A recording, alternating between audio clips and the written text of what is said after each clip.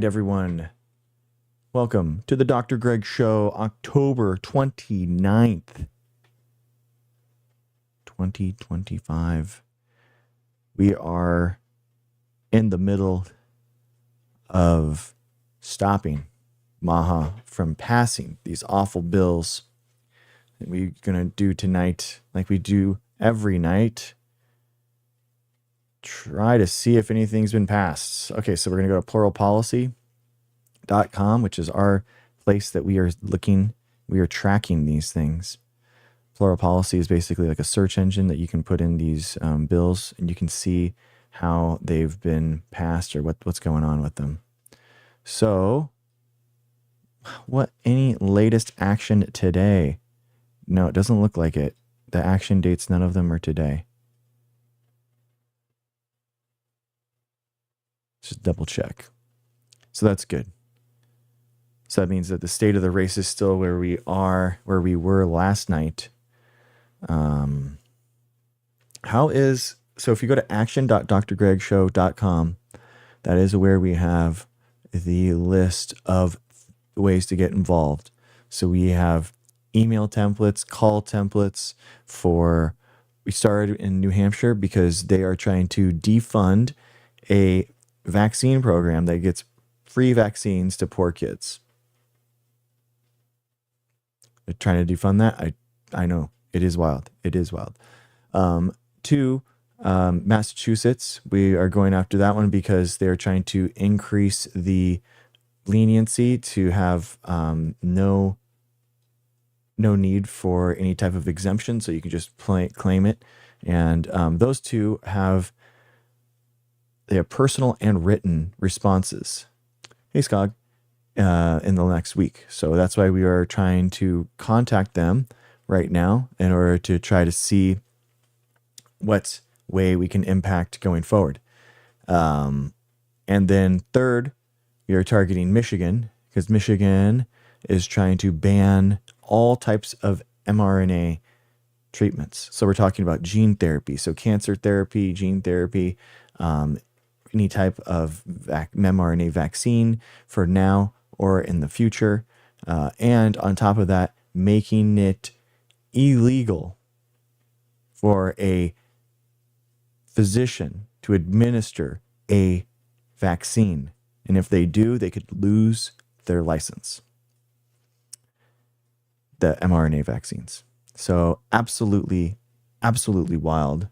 And that's why we were trying to stop these. Your epidermis is supposed to keep things out by all means. Yeah, but it just doesn't. It's not always that way, DJ. Yo, what's up, Dr. Paskey? How's it going? Hi, Clarinet. Will the Dem govs of these states ever sign in these laws? You know, that is a really good point, Chupacabra. And I don't think that we should stop just because they have a Democratic governor. I think what's going to happen and what we're going to do is we're going to stop these, and we're going to claim victory when these things do not pass. That's what we're going to do. When they don't pass, that's going to be us who did it. So that's why. I just got on like 5 minutes ago.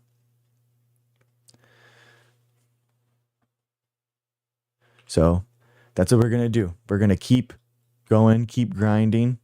We're going to keep the pressure on, and that's how we're going to do it. So there's no update in the bills.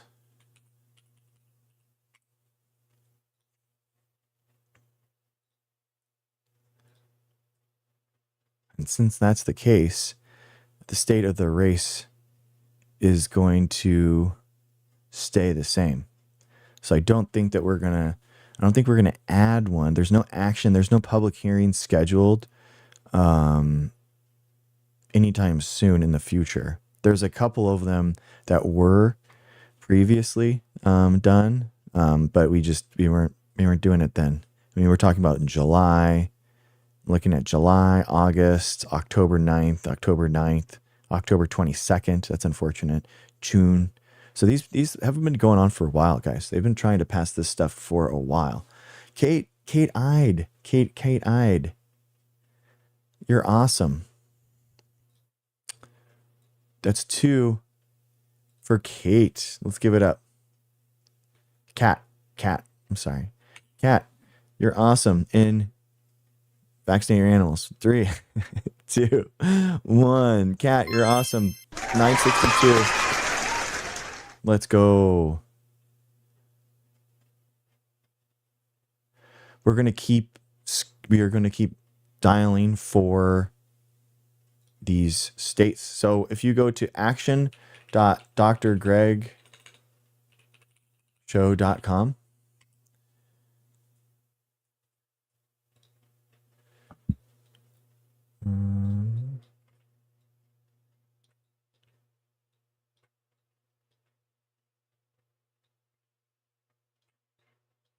so this is what it looks like. So these are the bill synopsis and background. So on the left-hand side here, on the left here are the different ones. So if you wanted to contact someone, this is how it works.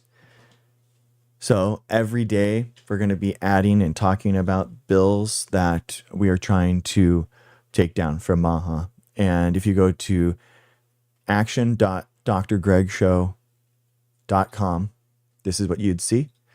And basically you have a synopsis of the bill, what it is, any type of local news coverage, and then the current bill status, where it is, and then the key legislators that we are trying to contact. Their phone numbers, there's emails, and then we have a template here for you. So you can call, and leave a email. So that's what we're doing here. And then this is Michigan, this is Massachusetts here, and then New Hampshire. So there's 3 states that we are currently covering and trying to. Okay. Someone else brought up a really interesting point on like putting a business list together and talking to them about how, like getting businesses involved. And I was going to do that off stream, but I've realized that I can't do the things. I can't do things off stream on this side of my life. I just can't. So we're going to be doing that today. My husband and I are fully vaccinated with everything and masks and take all precautions. Good job, Bobby. Good work. Way to stay safe for you and other people around you. That is awesome. All right. So I'm going to write an email to these corporations right now so that we can figure out, so we can get their I want to get those companies involved somehow. So we're going to,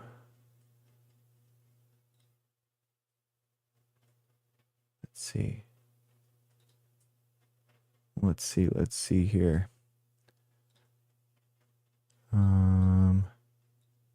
What is it? Business? Okay, there it is. All right, so this is the House Bill Opposition Plan. Ooh, wow. Can you give the above in a Gemini, can you give the above emails in a comma separated list so that I could send it through BCC? All right.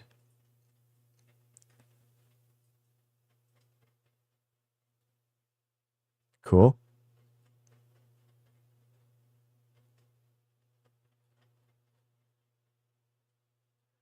All right, guys, let's write this email. Okay, so we have the docs. If you want to write a new Google Docs, hi, Kathleen. If you want to write a new Google Docs, guys, you know what the key is? You just do docs.new. And sheets.new makes you a new Google Sheet. How cool is that? So docs.new. in the URL. Boom. Gets you a brand new Google Sheet every single time. I love it. Okay. Sweet.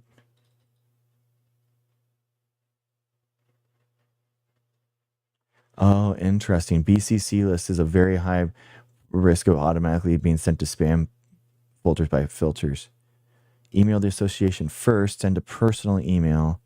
Getting these 3 industry groups on board is your top priority, as they will rally their own members. Okay, that's a good idea. Use a mail merge. Use a mail service. Ugh, I can't do that. There's no way. All right.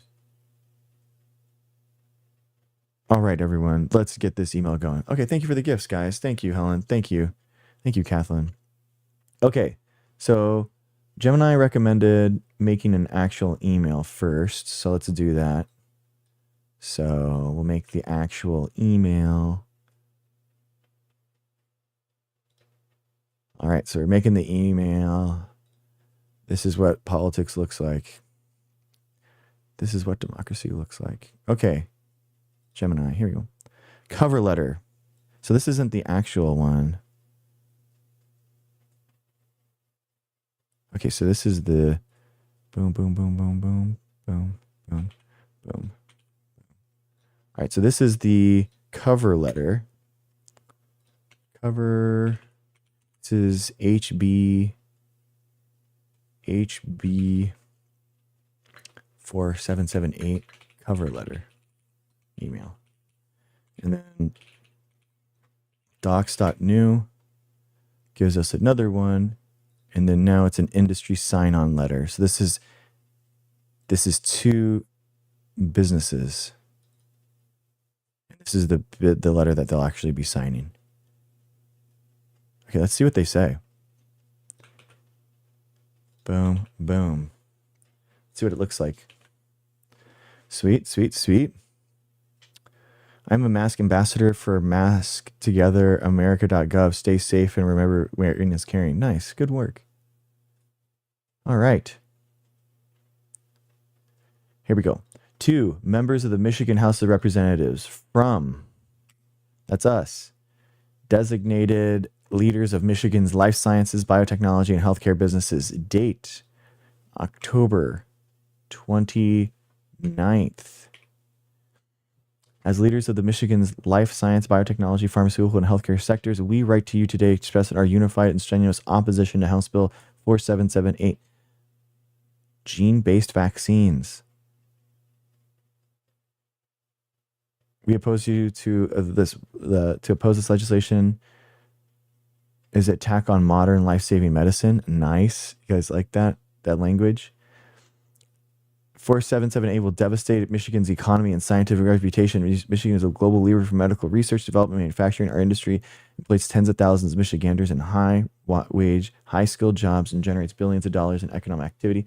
This legislation would halt critical research, jeopardize clinical trials, drive away talent, make it impossible to recruit or retain the best and brightest scientists, researchers, and doctors who will not work in a state that criminalizes their field of study. True. To destroy investment, spend an unmistakable signature by prohibiting the most effective tools we have against novel viruses. 4778 will leave all Michiganders defenseless against the future pandemics. Oh, that's good. Okay, cool. What do you guys think? That's pretty strong. Pretty strong. I like it. I like it so far. Okay. This is the industry sign-on lender, HB 4778. Industry sign-on letter to Michigan legislator. That's sweet. All right. What do you guys think? All right. So we got the email.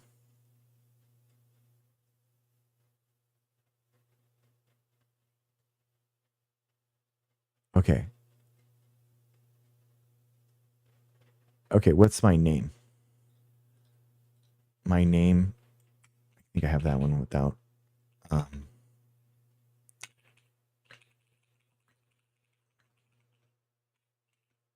Okay. My nonprofit's name. What's my title of my nonprofit? What should we say there? What is my title? What do you guys think?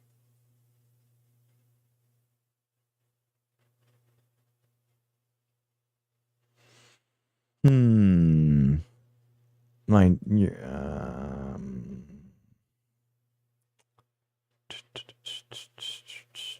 what should I? Okay, that's a good question for Gemini. Gemini, as a science content creator, what could my nonprofit organization be named? I don't have anything officially an LLC that would work. Let's see what they say. Anti-vax, save America first. Yeah, make America non-diseased again. No, say no to disease. MAVA, make America vaccinated again. I mean, that is a really good one. You know what is funny? I tried to get mava.com and everything. Yeah, what would my title be of that of make America vaccinated again? President. There's a critical step. Jonah. Why? What? It's calling me Jonah. It's so weird. Yeah, that's the whole point. It is too close to Mava. That's the whole point. Yeah, guys, that's like, you can't, you don't want to like push against momentum. You know what I mean? Like sometimes like in political organizing, you don't have to fight every battle. You don't have to fall on every sword. By co-opting their slogan, by make America vaccinated again, it's a signal of strength. Dude, Camilla, thank you so much for getting vaccinated. You're awesome. COVID booster. Let's go. 3, 2, 1. Let's go.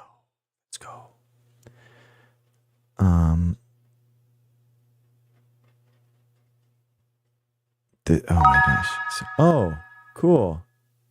MadCat79. Wow. Thanks for raiding on Twitch. What? I've never gotten a raid before on Twitch. Thank you so much. MadCat79 Scotty. I appreciate you. Welcome in, raiders.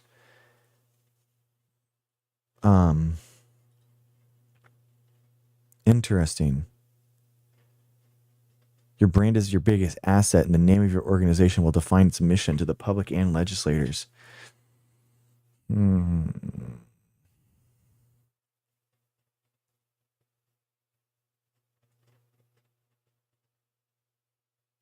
Yes, if an LLC would work, but this is the most critical part. No, an LLC is a for-profit business. A nonprofit is a 501c3.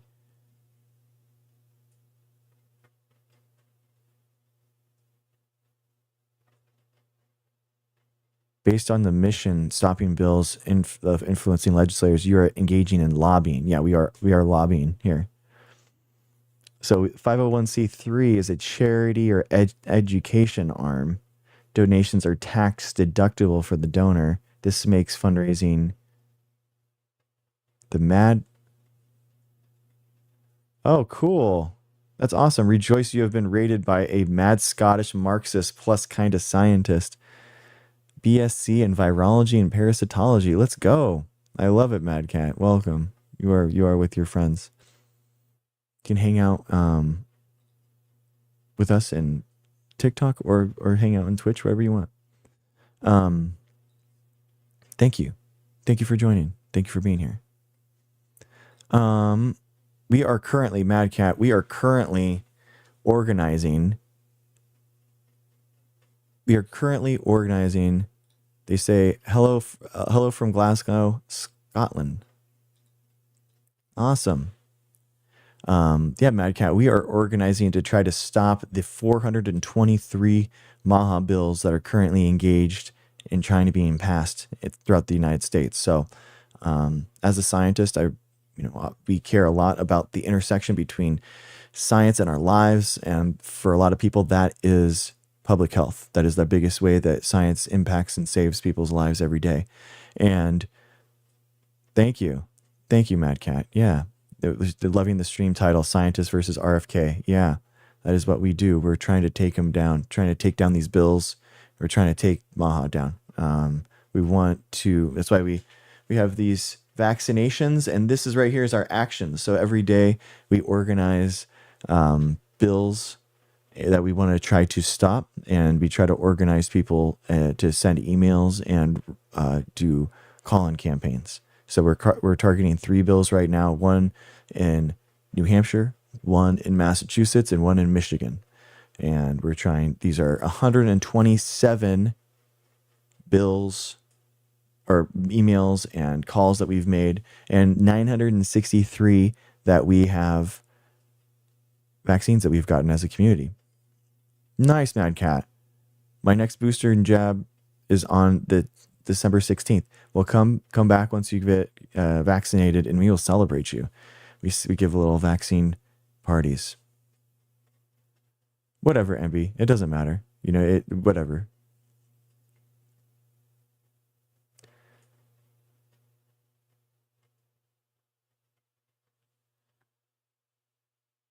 Okay. Yeah, not your mom. I mean, you can just, you know, watch. Yeah. So we are trying to, yay. Nice, Mad Cat. Awesome. Well, thank you for checking us out. I appreciate you. Yeah. You're with friends.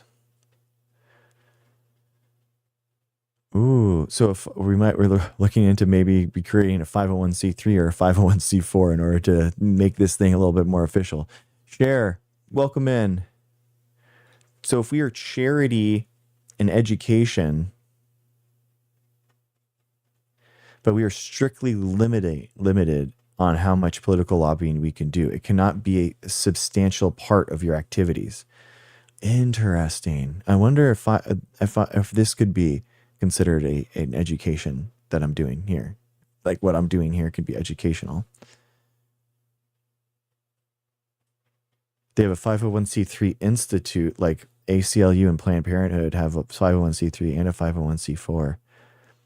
Given your role as I'm a political consultant, a 501c4 is the most accurate structure for your primary mission.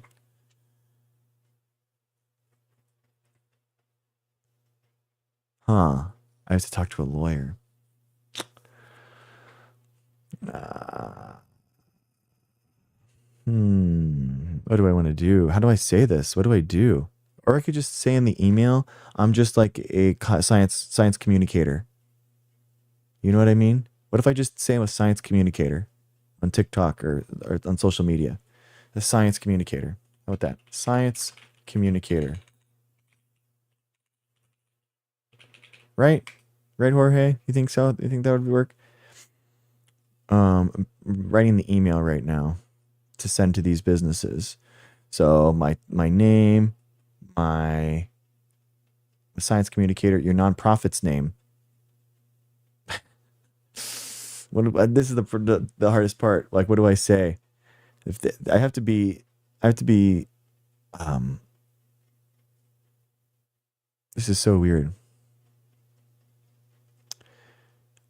There are plenty of people like Dean and Parker that help lobby without a nonprofit. Yeah. I mean, are they really doing direct action like this, though? I don't know. I don't know if they're actually doing organization like this. You can be an educator and provide teaching to politicians. Yeah. I think it's called consulting. Yeah. And yeah, we're doing it ourselves. We are that thing that they are doing. You know what I mean? I think that's what makes this different.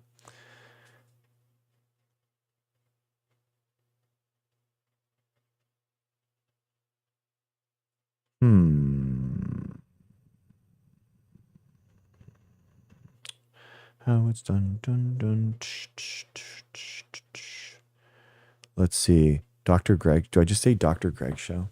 Is that what it is? I don't want it like I have to be truthful with like who I am, or else they will get like they won't sign on, right? Because it's like, who are you to do this? And I think that's a good point. I mean, if I was them, I'd be thinking the same thing, right?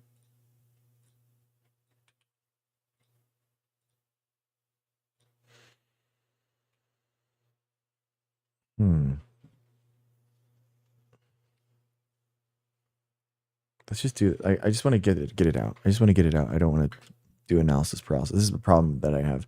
Analysis paralysis in my life, guys. I try to hem-ha, but then indecision is a decision, right? Deciding not to do this right now and just not finishing this would be a decision of itself, and I want to finish it. So I'm going to send it imperfect.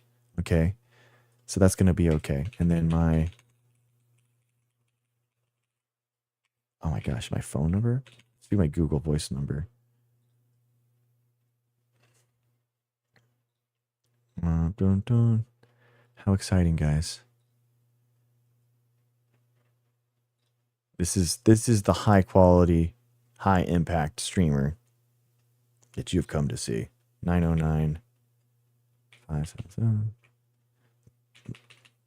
Okay. Science communicator on social media. Worst case, it could get rejected, right? And yeah, exactly. No, it's just in my.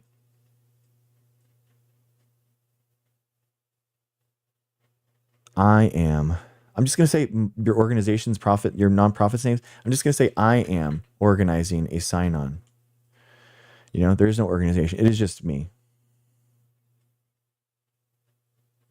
Or can we just have a or can we just have a non 501c3 do it? Let's just ask Gemini. There's so many times I've been like, I don't know what to do, and then I just ask AI and it helps. What if I just send it without an official 501c4 registered? Can I just send it as a person? Yeah, I think that's the way we go.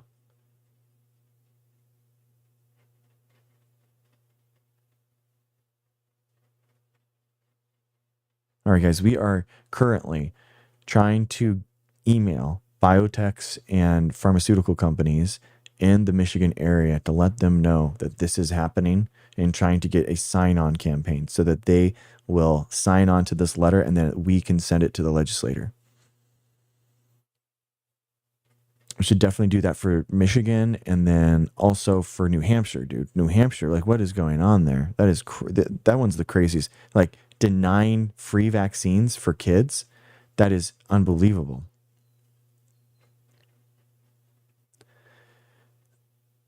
Sending an unregistered coalition, the middle ground.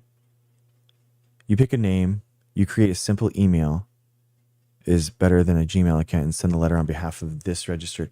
Okay, oh my gosh, it has to be, okay. I don't think Make America Vaccinated Again. We can't, makeamericavaccinatedagain.com isn't available. Yeah, like how is it not? How is Make America Vaccinated Again not an open URL, guys? Like what? Like how did someone register that? That is wild. Ooh.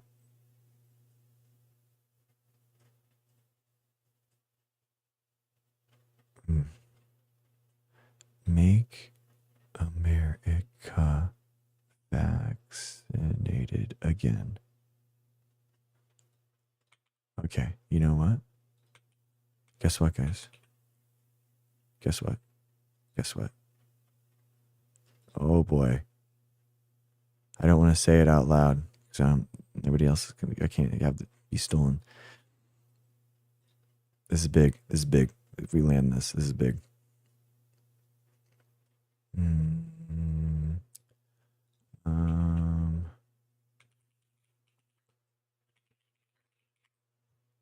Let's see it. I can't say it right now. I can't say it right now. It's a takedown. I'm gonna take you out. It's a takedown. I'm gonna take you out. It's a takedown. I'm gonna take you out. It's a takedown.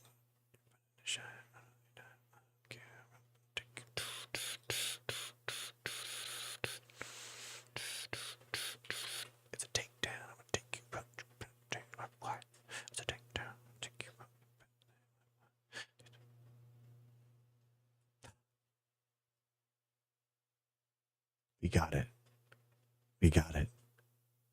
We got it. makeamericavaccinated.org. We're an organization.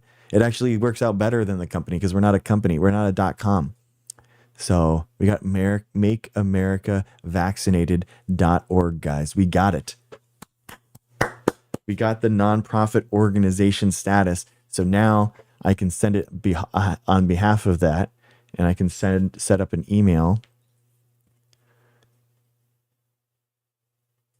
Yes, this is sick. Okay, so what's my name? Greg. Let's just do Greg. Greg at makeamericavaccinated.org. Sweet, guys. Yeah. Sweet, guys.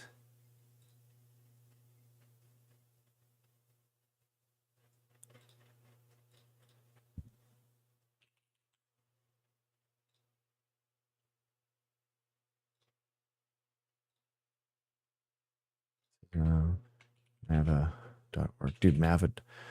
Oh, shit.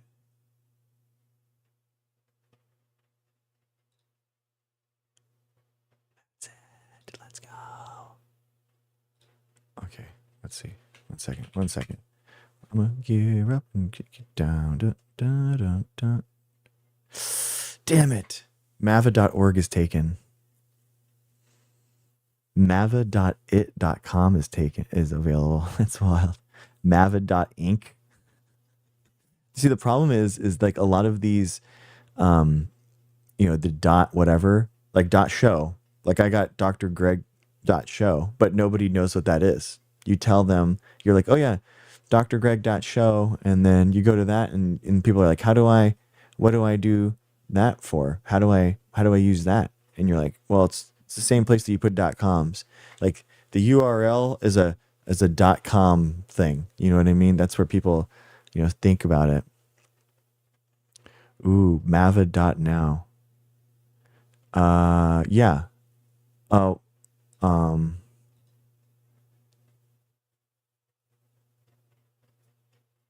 really? Google?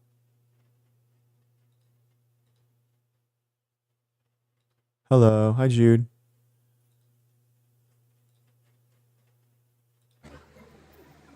Hey, what's up? Just one second. Are you on GoDaddy? No, Dynadot. That's where I do all my stuff.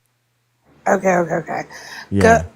Go see if somebody is selling the domains, because what people will do is if they see that an idea is being manifested, I'm not even saying specifically from this room, but maybe somebody thought of the idea before, right? What they'll do is they'll go and they'll buy domains and they'll harvest them, and they might even put them up for sale for like a little bit more. So like they might not be like a cent or like $1 or like $10, but they might be like a little bit more expensive. Yeah. They're saying minimum $200. So that's a little. Oh my It's gosh. a little much. I'm not gonna. I mean, do we that. might be able to campaign for it, but I don't feel like we need to campaign for that. We can campaign for other things. But yeah, okay. Exactly. That's insane. Okay, never mind. But I mean, it makes sense, right? Where they just, as soon as Maha started, they just, this is in 2003. They've had it since 2003. Wow. Okay, so you're getting good data. Okay, never mind. You know what you're looking at. Yeah, Dynadot is. Make sure. Yeah, I have like, it's stupid. I have a stupid amount of like domains and stuff. I think it's, I don't know. It's very weird. Very weird like that. Okay, all right. I'm not harvesting them, but I have them just in case, Yeah. I used to know. So me, my mom, and my sister, we used to go and we used to buy domains and harvest them, and then jack up the prices and make money. So that's how I know about it. But yeah, anyways. All right, I'll jump down. Bye. Right, thanks. Bye.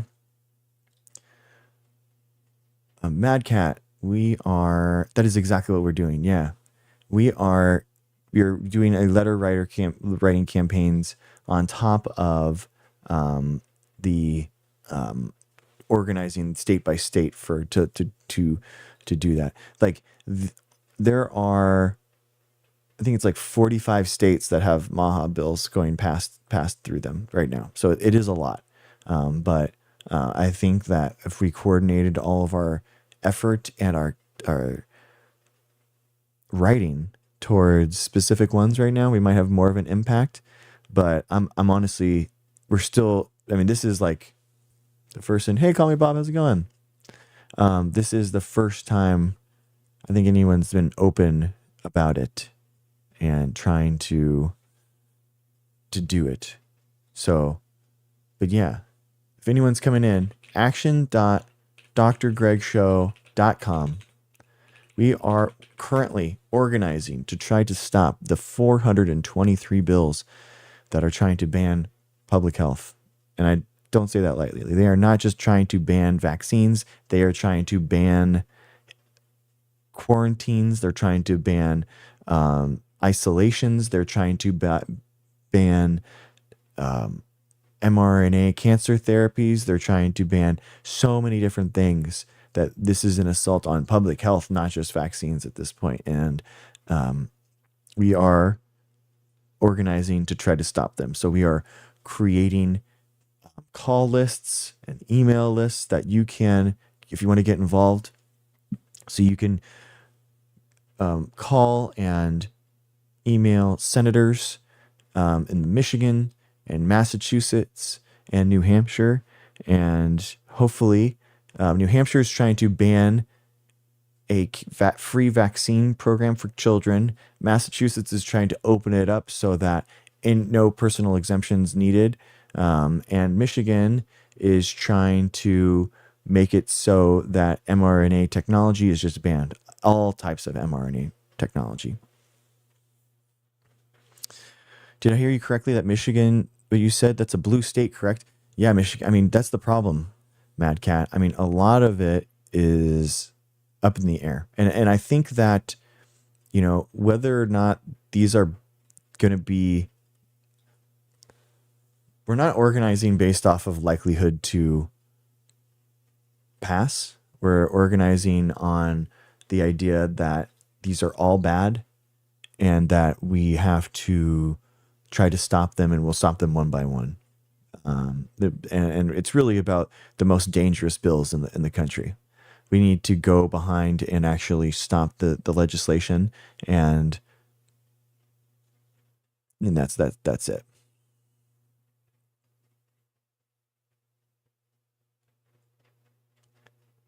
Dang, 5 teeth pulled. Are you okay? I hope you're all right. Oh man, hope everything's okay. Should we just get behind legislation to require public health agency follow acceptance? Yes, call me Bob. That's a really good point. So that is something that is on the to-do list. So the Allied Legislative Exchange Committee is a way that Republican states share legislation between one another, and they pass legislation and then they open it up for other people to pass. And what the idea is, exactly, call me Bob. I'm totally on board with you, and I totally agree. We need a scientific ALEC. We need a scientific legislative exchange committee where we can have bills that we have passed in states that are Democrat, right? That we can take and say, go to other states and say, hey, pass this legislation and get this done. So that is also on the docket. I think that's on the to-do list. I think I want to do that soon. If not, we could start it. But I think the letter writing campaign is the big thing now. And then after that, we'll figure it out. So, yeah. All right, guys. I know you're coming in hot. We're coming in hot. MakeAmericaVaccinated.org, guys. What should that be? What should MakeAmericaVaccinated.org be? Should it just be a redirect to something? Should it be the action center? Should it be the action center that we're organizing around? Make America educated again. Yeah. Yeah. It's so frustrating. But hey, we do what we can. Exactly, Mad Cat. Yeah, stopping these bills is vital for immune-compromised people and people who have developed long COVID and for general vaccination of the states. Exactly. Yeah. Yeah, we have those immune-compromised people in our community, and we have people that are the parents of children that have rare genetic disorders too, that need the kids in their classrooms to be vaccinated so that their kids don't have develop COVID and COVID-like symptoms, because then they could die from them. So it is a big thing, and I love what you're saying there, Mad Cat, about long COVID. It's very true. There's a lot of people with long COVID, and they don't even know that they have it. A lot of people will come in here and they'll troll me and say, "Oh man, the COVID, you're still doing vaccines for COVID, isn't that stupid?" And then I talk to them about long COVID, and they're like, "Man, that's crazy. I've had like kind of depression and fatigue for the last 3 years. It's been getting worse and worse. What is that?" It might be long COVID, man. It's a thing that a lot of people are dealing with right now. Sponge, I mean, nothing, but it's very hard to do, and you would need specialty services and biotech safety stuff that would be really hard to do independently, So it's just a level of expertise that not many people have. And if they do have it, then they need the tools, and you can't get those tools unless you're in a thing. I got my New York. You got your vaccine today. Good job, Jenny. Let's go. All right, Jenny. 964. Legend.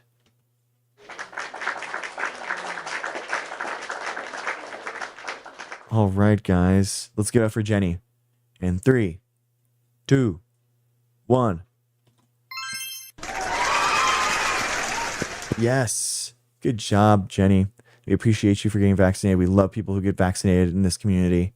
Thank you for looking out for yourself and others and caring about public health. Thank you. Yeah. Yeah, exactly. Yeah, my neighbor's same. I got brave and mentioned long COVID. Good, Cher. See? Good job. That's your mental health advocate. Good work.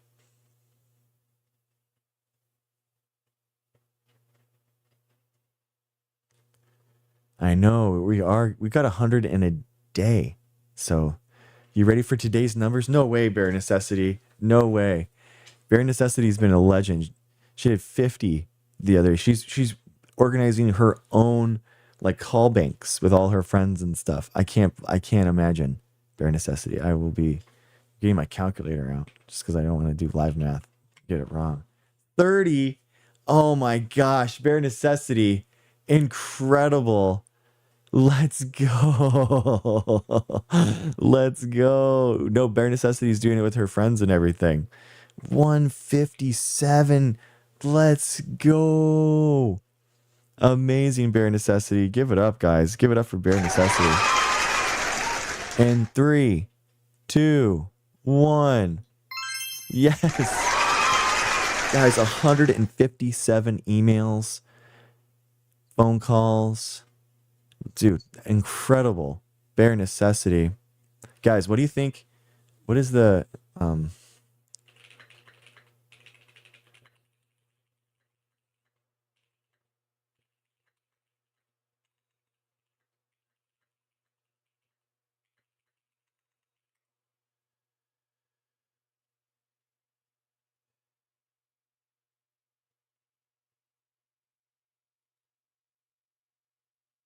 all right.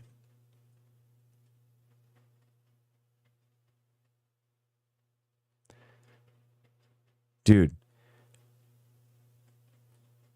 I was honestly thinking, guys. Okay,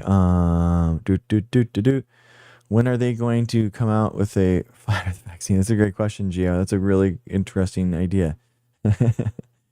No, Sponge. No, you don't need. No, because there's no line. There is no, like the, there is the idea that we could remove negative deleterious mutations from the genomes of people that are going to increase quality of life. All right, like PKU disease or something like that, where it's like a point mutation that renders someone's life completely different, and you'd only have positive outpoints. That is something. But yeah, nothing intelligence based. That'd be wild. Good, bare necessity. I will keep doing that. Some people like calling, some people like emails. Honestly, and I've talked to my state senators and I've met with them, because I was basically lobbying for like biotechnology companies in my old city council, and also I was working with the mayor, and I was meeting with state senators and stuff, and they all said that reaching out, emails and calls has a big impact. They both do, because they're not at the stage where they actually get a coordinated amount of spam,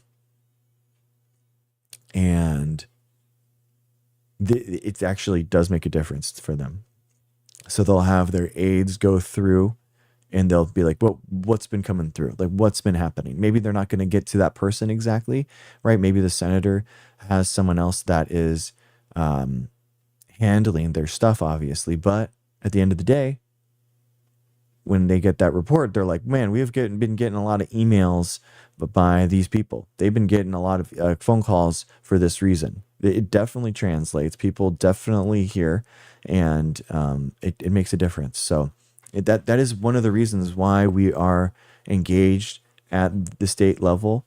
One, because this is where the actual bills are being passed. Two, because nobody else is doing this. I don't think that there's any. I have never heard about this on the news or anything. I think that we are the only political group that is engaged with this, which is wild to me. But I don't know why the Democratic Party hasn't made a big hoopla about this. I guess because of the shutdown and stuff, they're so worried about that, and the doubling of everyone's healthcare costs going forward. I mean, is truthfully a big thing that they need to worry about. But where the Democrats are at the local level, I have no idea. But here we are. But anyway, it doesn't matter, right? It doesn't matter. That's what we're doing, and that's what's important.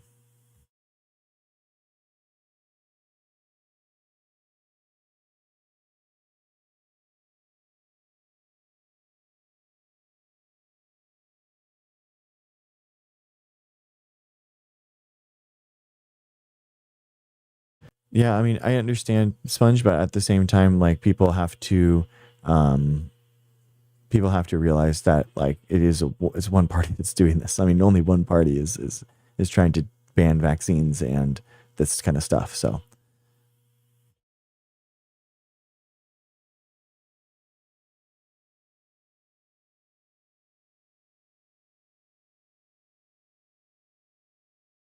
bare necessity. That's an interesting idea. I hadn't thought about like reaching out myself, um, but I was thinking about we're doing the letter writing campaign to the companies.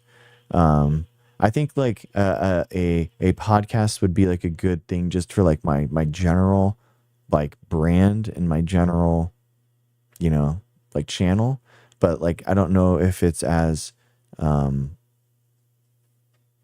good. I think we go in the idea and how I've always done this for this channel, um is we push as hard as we can, and we let the numbers and we let the people who would care find out about us naturally, because they're going to understand something big's going on by the stuff that we do. And the problem is, a lot of times, Sponge, that's a really weird question, dude. Don't think about that. That doesn't make any sense, dude. Um,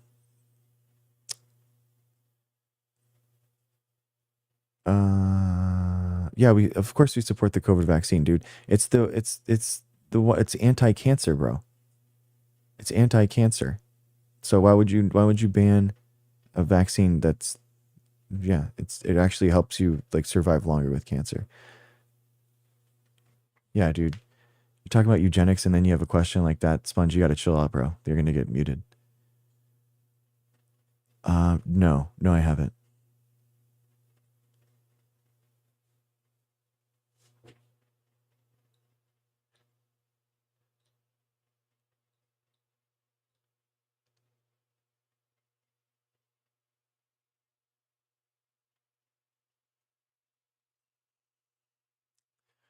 Um, how do you feel about red pill manipulating scientific info to perpetuate their ideas? Yeah, I mean, it happens all the time. It happens when, I think it's because they're so conspiracy minded. They're so um, they're manufacturing and relying on misinformation a lot, and that's the problem. That's the problem with their way of doing it. It's a lot easier to manufacture misinformation than it is to create new studies. Yeah. Yeah, bare necessity. I think that it'd be okay. I think, but again, what do you mean? I don't, yeah, I mean, so stellar that like I don't understand what an inconvenient study is. It's probably some anti-vax video, and it's a propaganda film. So why would I need to watch it? You know what I mean? I can I can read studies, I can, that kind of thing. What if you experience the so-called misinformation personally? What if I am creating the misinformation, or what if believe the misinformation? It's a really good question, Grandma. I mean, I think the idea is to always have a way of understanding what science is and creating a way of questioning yourself and thinking, what would I need to see in order to actually change my mind? And I think that that's a big thing. Oh, thank you, Mad Cat. Mad Cat in Twitch says, your channel is going on my recommended list, especially for my American followers, subscribers. People need to visit you. Thank you, Mad Cat. Thank you for saying that.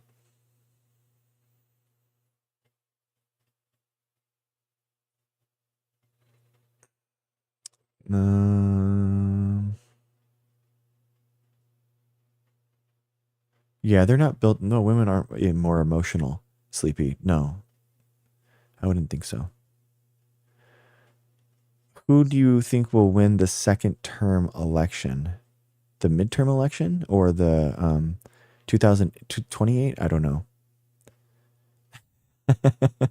I know, right, Abby? Hey, Marissa, how's it going? Hey, guys, action.drgregshow.com. We are still doing Michigan, Massachusetts, and New Hampshire. So check it out. What's up, Hey, what's McKevin? up? How are you? Good, man. How you doing? Good. I just had a question for you. Cool. So it says you're a scientist, correct? I want to see if you can answer this question for me. Sure. Where do you believe time, space, and matter came from? I don't know, man. I'm not a physicist, but I think like the Big Bang, I guess. I don't know. You don't know. No, not really. But where did that physics come from? Where did those, after the Big Bang or before the Big Bang? I don't know. Well, I don't believe in the Big Bang. Okay. Yeah, I just wanted to know. Because people say that it's always existence, but I would disagree because I would say that time, space, and matter is what's called a continuism. They would have to come into existence all at once. Mm-hmm. And many people disagree with it, but I feel like it's silly to disagree with it. Okay. Where do you think space, time, and matter came from?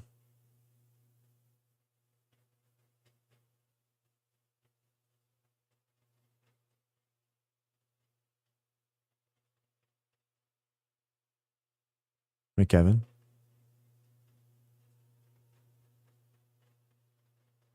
I can't hear you. Oh, you're tabbed out. Oh. All right. Yeah, call me Bob. It was really interesting. The expansion.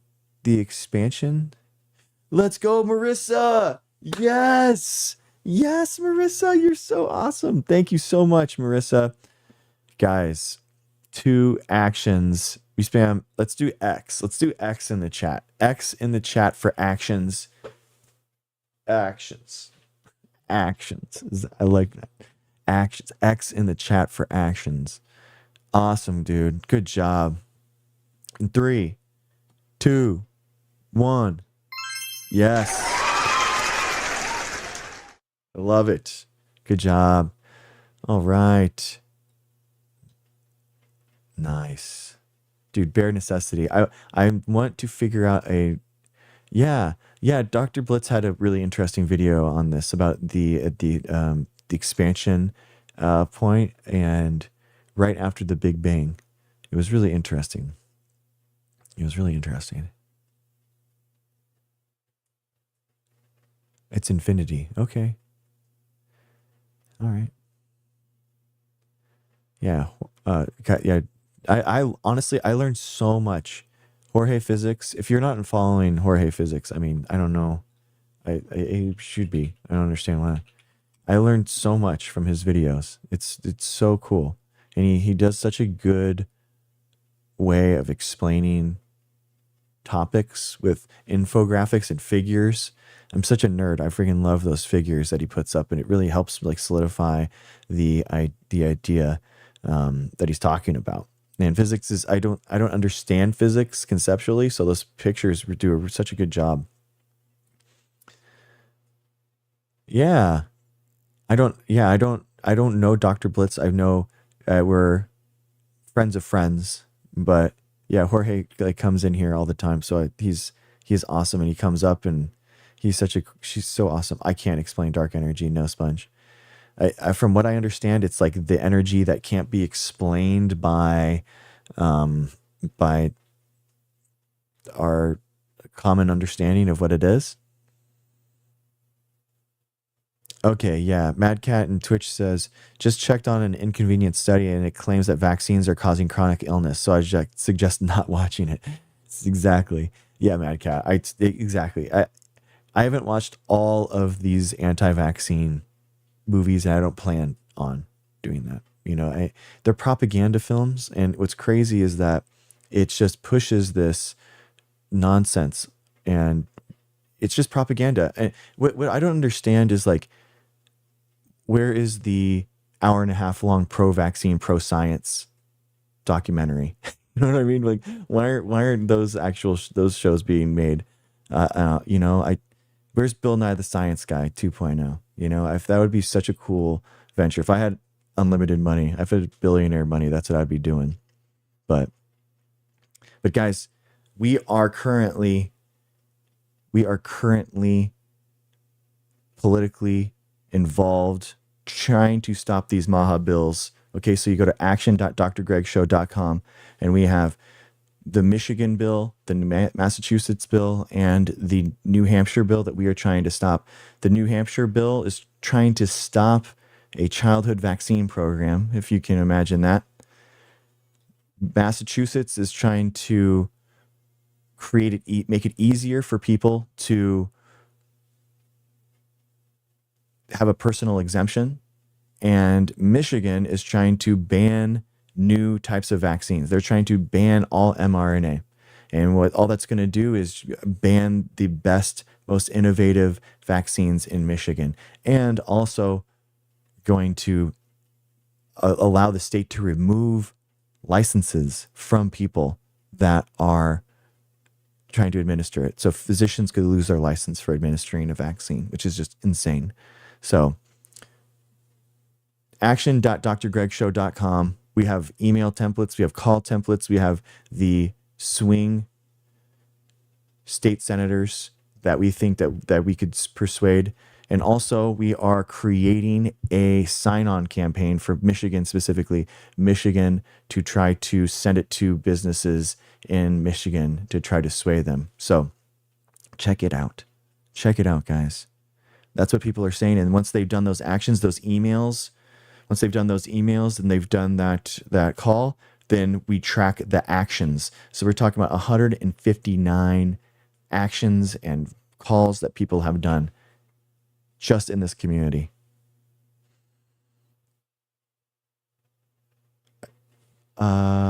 he's not the co-creator of mRNA, Grandma. I'm sorry, he's not. Robert Malone didn't co-create mRNA. He didn't even co-create mRNA vaccines, so he lied to you. I'm sorry. Yeah, that's a really good question. Call me Bob. Are they trying to ban those vaccines for livestock too? I don't know. It's just humans, I think. I don't think that they do HPV for infants, Johnny. I'm pretty sure that they do the Hep B as a newborn. Is that what you're talking about? But yeah, I think that's what it is. I think you're misremembering. I know, Marissa. Isn't it crazy? We just started this political action group less than a week ago, and we're already up to 160. Yeah, my science kills. No, the viruses and the diseases do. So our science protects them. That's the whole idea. And you're a little confused there. Why have people gone so insane regarding vaccines? It's because people have created. It's become ideological. That's the problem. Is that it's become basically Republicans adopt this, and for whatever reason, 30% of Republicans now do not believe in germ theory. So they do not think. Do you think that vaccines are more dangerous than the diseases that they are designed to prevent? Yes or no? So they think that vaccines are more dangerous than the disease, which means that they do not believe that viruses cause disease, which means that they don't accept germ theory. So what's happened is that because of germ theory is the idea that microbes and viruses exist and that they can cause disease. What a lot of Republicans now believe, because of conspiracies that have been pushed and the disinformation that's been pushed, they believe that the terrain model of health. So what that is that you basically get sick not because of a disease or a pathogen or anything like that. It's because of the environment, and your environment to them is what you're eating. So these people are dying of COVID not because of anything, not because of a virus, not because SARS-CoV-2, but because they just didn't eat right, and that's nonsense, right? That doesn't make any sense. Mad Cat from Twitch. We need to depoliticize science, especially around public health and vaccines. So I think I know what you're trying to say, Mad Cat, and I think I think the better word is we shouldn't create an ideology around science. So science is political and always will be political, because public funding for science has to be public. It has to come from the public. So we have to therefore the spending and the public money has to come from the public. Therefore, it has to be political. So in our budgets and stuff. So we should. So it's okay that science is political, and we need more scientists to get involved in politics. So I would go even farther, that we not only need to make science political, but we should normalize science getting involved. But I think, but I think what you're saying. Okay, yeah, thank you. Yeah. I'm sorry. I'm being a little pedantic and a little like specific here, but I think the broader message is an important one, that we shouldn't have science be a political volleyball game, that like the Republicans and the Democrats can both fight on the validity of what reality is in regards to viruses being real. And the problem is that the Republican Party has been so entrapped and constrained by conspiracies that they are living in a false reality, and they're bringing in vaccines into it, and they're bringing in public health into that conspiracy world, and that's the problem.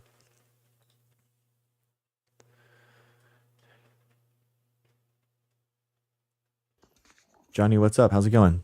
Can you hear me? Hey, man. Yeah, I just wanted to, I guess, maybe give my thoughts as a conservative person on what we're seeing politically as far as vaccines go. Sure. I think, from my perspective, especially during the pandemic, I think what we saw was a narrative that was pushed to vaccinate no matter what, right? And I think it's pretty evident that the COVID vaccine wasn't very effective. That's not Now, true. well, it might not be true in instances as far as deaths, and I think it probably prevented a lot of deaths. And I think Hmm. people that were immunocompromised, it probably helped them out a lot. However, Hmm. for healthy young adults, I didn't really see any need to get the vaccine. And we were pushed and pushed and pushed. A lot of people were fired from their jobs. A lot of people were, um, family ties were Yeah. broken. And I think there was just a lot of. I guess I don't understand why there was such a push for something. It's the left is usually the party of my body, my choice, right? But we draw the line at vaccines. Yeah. So Yeah, this is I just guess like maybe some misremembering, and so the vaccine was one of the most effective vaccines that we've ever developed. So it's a 94% efficacy when most like flu vaccines are around 60%.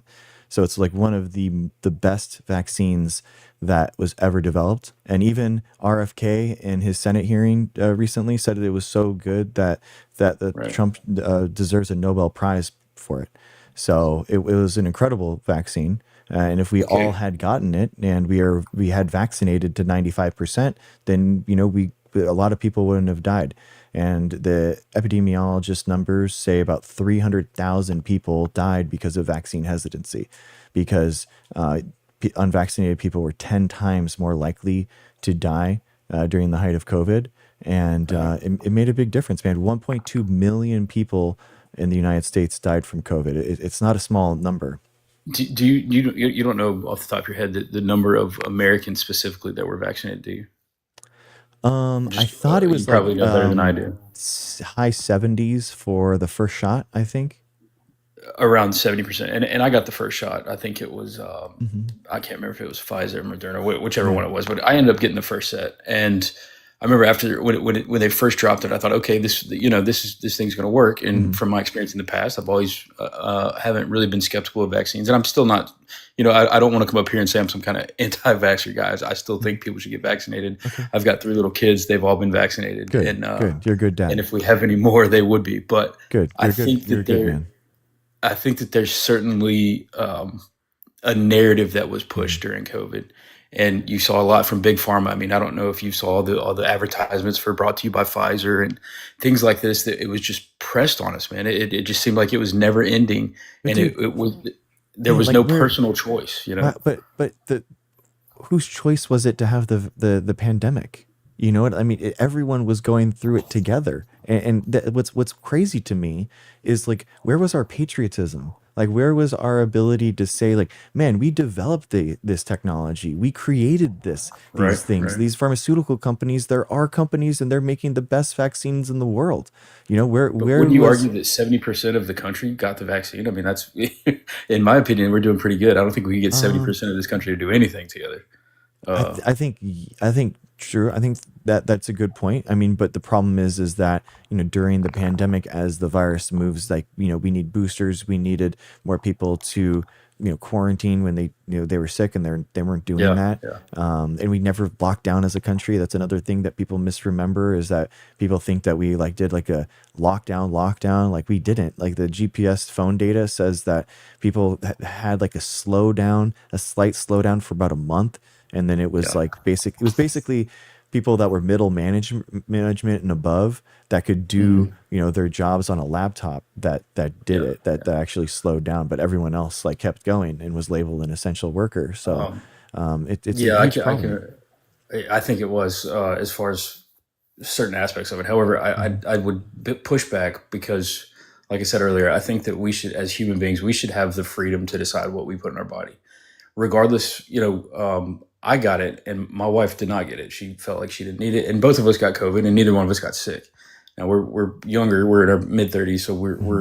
we weren't super immunocompromised. But I pushed my parents, who were older, um, to get it, and they did. Unfortunately, my dad had a very severe reaction to it, and I know that's probably there could be a litany of things that happened to him during that time, but um, it just what really irks me and what has made me even more skeptical of vaccines now was the narrative that was pushed.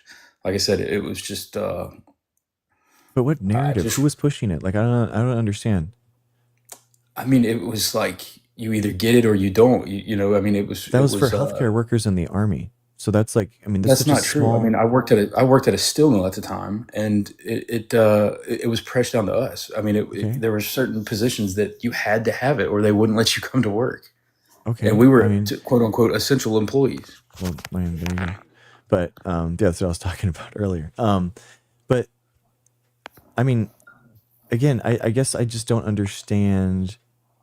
I mean, it's such an easy thing to do, and then just to like look out for one another and be safe and Yeah, like get I it mean done. that was the main reason why I got it. I could just see myself at a Yeah, grocery store next to an older lady that yeah, was immunocompromised, and I can yeah, live with myself knowing that I gave her COVID or whatever.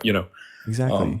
So that was my thought behind it. However, my wife Yeah, thought differently. She thought, she had already had COVID, and it wasn't really a factor for her. So she thought, you know what, if she's out in public and somebody that's maybe that person that's immunocompromised shouldn't be out in public, right? I mean, mhm. you're kind of just pushing people's rights. I mean, And dude, like, how is the um? But the immune compromised person, it can be someone with cancer. It could be someone that has been born that way. It can be an elderly person. It could, right, there's a lot of like different people. So just saying that, like, oh, you're gonna just don't be in society, and you're making that decision. Like, where is the freedom and liberty for that person? You are deciding well, for that person. Do you know, I not see you your point. figuratively, but I'm just saying because you got vaccinated. But I'm just saying for people that don't vaccinate, they're actually they're removing freedom and liberty from people. Okay, I guess that's a good argument that I could be Hmm. okay with. I do have one more question for you. I got to run Sure. here shortly, but Okay. and I probably know your answer to this, but I wanted to ask. We've seen a lot of rise in things like autism, Hmm. and I'm not pointing towards vaccines, Hmm. but I'd be curious to what your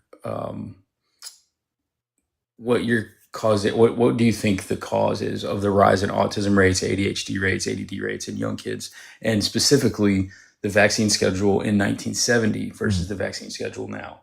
Like I said earlier, I've got three little kids, and Yeah. all three of them, they've had their basic shots, the MMR, measles, mumps, rubella, all that stuff. Hmm. They've had the basic shots. However, when they were born, the doctors all brought us a list of about 40 vaccines that we could give them, and I don't.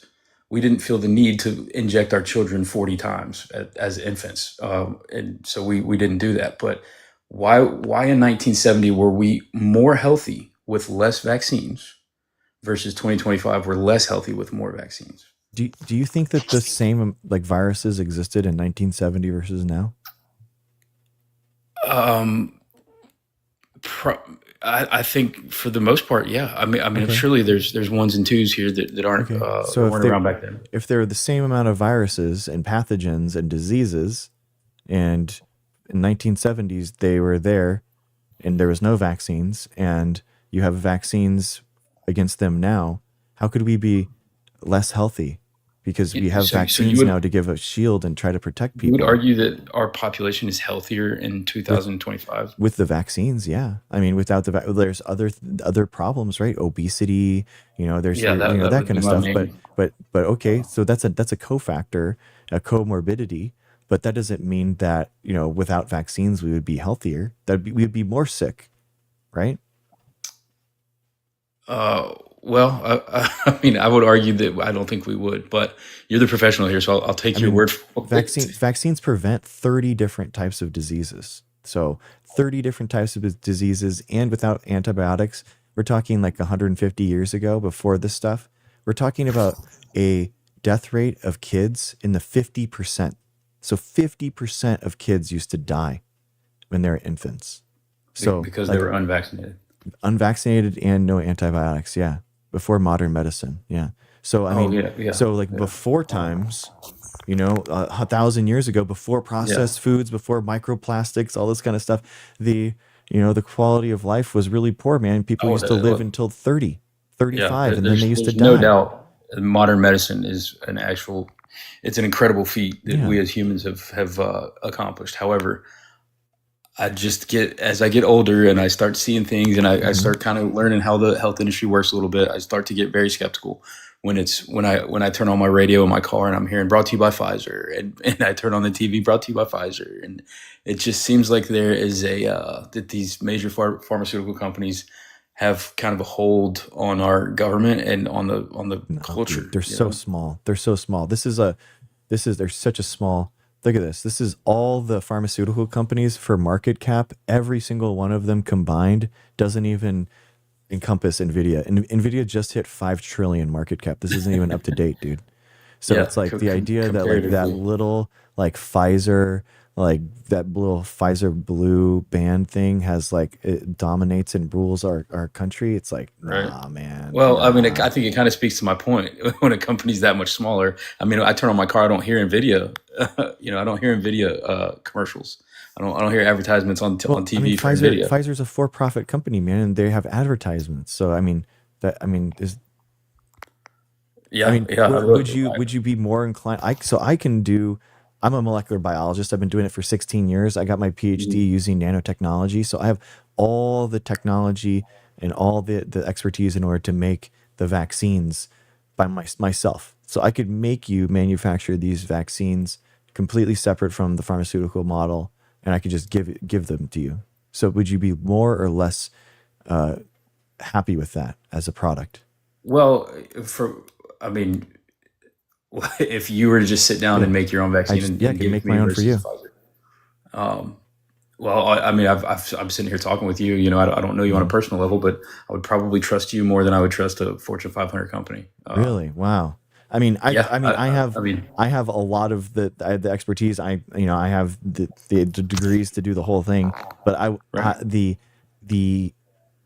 I would be skeptical about like QC problems. Basically, I would be like Well, the very very hard to QC something that big. But I mean, I respect that if that is Well, how you the only feel. reason I would say that is because, like I said, I feel like we can have a personal conversation. I can't Hmm. talk with the CEO of Pfizer or the chief, the chief scientist at Pfizer. I can't have those conversations with him. So, if that's why, in my opinion, I think it's very important that everybody speak with their doctor about these things. Hmm. Um, we've got a great family physician, and she's been great with her advice for us, and we trust her, and so that's Okay. where we go. We try Good. not to go to other sources, Good. Good. but I will say that I think you're right. Earlier, I think you mentioned misinformation Hmm. a result of the politicalization of medicine, Hmm. which I think is sad. Sure. Um, However, I think that Robert Kennedy might be onto some stuff. I know that might be a crazy take Yeah, for but like you, they're not but just banning vaccines though. That's the problem is that they are banning like free vaccine programs for kids in New Hampshire. How would that be like what does well, that have to I do don't with know like the specifics. microplastics? You know what I I mean? don't And know the specifics on the New yeah. Hampshire stuff or No, I mean the it's laws in Michigan or whatever. 423 bills across the country that are all like kind of like anti-science. That's what we're doing and trying to stop them right here. So Yeah, yeah. the one in Michigan trying to ban mRNA technology. So they're trying to ban mRNA gene therapies, and that is anti-cancer drugs. So basically, cancer, personalized cancer medicine since like 2015. Some of them are mRNA gene therapy, and they're just trying to ban that in Michigan. I How? think that's probably the wrong way to go about it. I definitely don't think Yeah. we should just ban these things. However, I do hope that in the future we get a little bit more information on it. Um, I mean, study or them. That's fine. I'm yeah, not. yeah. Nobody's calling for less studies. I Right. love the studies. And then by the way, just to put it up with you, um, the vaccine ingredients and stuff. This is an example of how it doesn't matter what the pharmaceutical companies say. Like other companies and other nations are going to independently fact check what happens in the United States. So this is the biggest vaccine health study that's of its kind. So 25 years, 1.2 million kids in Denmark. And basically they followed them for, did all the vaccine scheduling of all, the one that's been approved, and they didn't change the schedule and everything like that. And they tested it. And this is funded by Denmark. as a country. Their tax money comes in, they fund their own scientists. So this is outside the FDA, this is outside the pharmaceutical companies, right? So there's no profit incentive for Denmark as a country in order to lie on the behalf of the pharmaceutical companies, right? If they were trying to whistleblow, they want to fundamentally check the work of the CD or of the FDA. So they're not getting kickbacks, so Yeah, though I'm all for so independent what I mean? I mean that's the organizations. global like marketplace and the global competition that happens within capitalism creates that like that proofreading mechanism. Yeah, Because like yeah. if Moderna had like graphene oxide, graphene sheets or whatever, and their vaccines, who would call it out? Like Pfizer would Yeah, be like, dude, absolutely. Moderna is like doing Absolutely. some weird stuff with it. Like, what's up with Yeah. there? So Well, they would hey, be I appreciate the fact that you're a staunch capitalist like myself, and I see that sure. Bernie.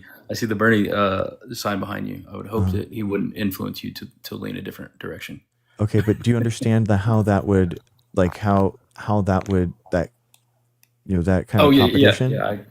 yeah, absolutely. Like I said, I fully think that capitalism is great. However, Okay. I think that we do.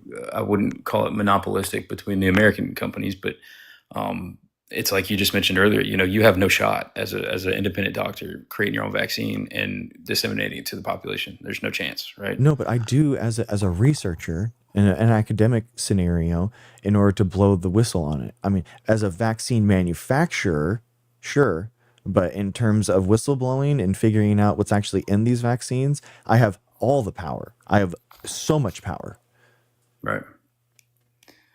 Yeah, yeah, it's an interesting topic, man. I just wanted to bring up those few things with you, Okay, and I'm glad to get your perspective on it. And cool. I've been watching for a few days now, and I Oh, appreciate cool. what you're doing. And hopefully, hopefully you get to have more Yeah, civil conversations where we can actually get through yeah, it. It seems like a lot of people on TikTok just want to get up here and bitch and fight and stuff. But yeah. Always, man. Yeah, you're always welcome. I don't ban anyone that's anyone for opinions in yeah, chat. So, absolutely. All right, Dr. Greg, I all appreciate right, it, man. thanks, man. I appreciate you. Thank you. Have a good Yeah. one. All right, guys. Hi, Ellie. Ellie's here. Hi. Jade, and then call me Bob. Family of 4 all got our yearly COVID today and nasal flu vaccines. Nice. MCAT, you're awesome. That's 8 vaccines. You are incredible. 972, guys. Let's do it in 3, 2, 1. Yes. And Pink, you got 2 more. Oh my gosh, 974, guys. In 3, 2, 1. Pink, you're awesome. Hi, Jade. How's it going? Hey, can you hear me? Good. Yeah. Sorry, my keyboard is like in the way of my screen right now, so I don't know what's going on. But anyways, first I wanted to say I really appreciate all of your lives. NB Thank you. Human was the one that introduced my channel or your channel to me. So, but I mostly wanted to talk about people that are like immunocompromised or suppressed with Okay. vaccines. I have a little bit of background. I currently administer vaccines. Oh, wow. And then Awesome. I also went to an Ivy League school to study molecular and cellular biology. So just like you. Oh, wow. Very cool. Lab rat. Yes. So I guess first my question and what I want to like talk with you about is the specific vaccines that are safe for suppressed or immunocompromised people. Okay. Of course, it's foremost important to speak with your provider Yeah. or your doctor about it. But I do know most commonly like the influenza vaccine, the COVID, the pneumococcal, hepatitis A, hepatitis B, Tdap, and HPV vaccine are normally safe for us. Mm-hmm. And then we try to kind of like avoid live virus vaccines such as your MMR, Yeah. your varicella, your zoster, which is shingles, the nasal spray flu vaccine, which that's not administered much, Mm-hmm. and then of course the yellow fever. Okay. So in your personal opinion, or which ones would you say are like scientifically safe for compromised people? I have no idea. I'm not a physician. I am not an immunologist. I would not know. That would be my most honest assessment. So, like I said, if you were immune compromised, I would make sure to reach out to your physician and kind of go through that together. But from a lot of my wife's healthcare worker, and we were going through some of the the pamphlets, and she was doing flu shots, and sometimes like you actually get even a higher one, based off of how your capability of withstanding the vaccines, because if you can withstand it, but then you really don't want to get infected, a larger antigen bolus so that you can actually develop a better antibody response is actually safer than getting a viral infection. So I think it just matters. So case to case, especially if you have like any type of genetic disorder or immune compromise, like from medication. Yeah. Okay. The second thing that I wanted to kind of like bring up a question for is kind of like the effectiveness of each vaccine in immunosuppressed people. I know you stated the effectiveness in like the normal healthy range. So for instance, like the influenza, that's a 60% efficacy rate. What, like, if I remember correctly, I think immunosuppressed people, it's like 30 to 50%. Okay. Do you know anything about that, like the specific kind of like statistics? No, I'm citing their stage 2 clinical trials and stuff when I'm talking about that. So I wouldn't know how that would pertains. Maybe, again, I wouldn't know. Okay. I guess the last one is kind of like, this is probably a provider question too, but like adverse reactions. Yeah. Like, of course, with like the COVID, you can get like injections, site pain, fatigue, headache, muscle aches, chills, fever that normally last 1 to 3 days. But like, are there any other ones that immunosuppressed people should be on a lookout for? I know like the big one that people talk about a lot is myocarditis, but the myocarditis rates from the Myocarditis Foundation, they say that from their numbers, it's like 580% higher with the SARS-CoV-2 COVID like infection.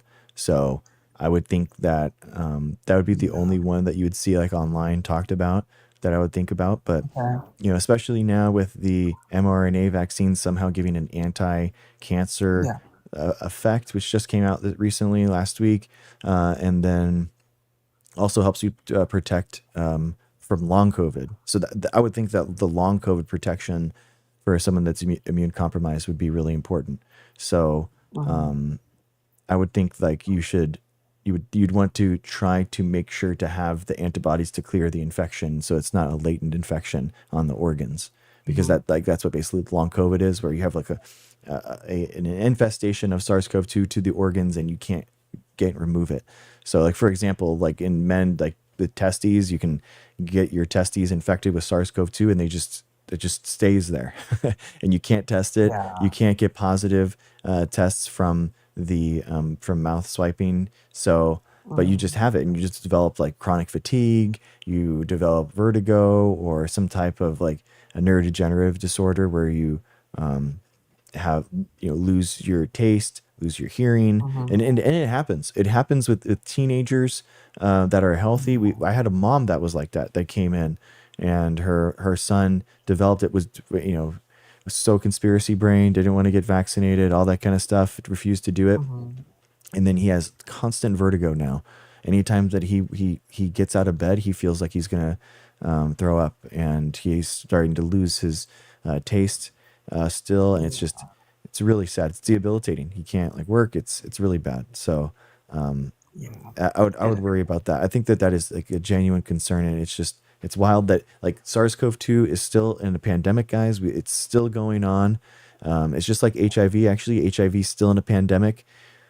SARS-CoV-2 is still in a pandemic, even though it doesn't matter what the governments say. Like scientifically, that's the case. So it's still important to get your flu booster, get your COVID booster every year, and then also I would say it's a mask in like heavily crowded areas too.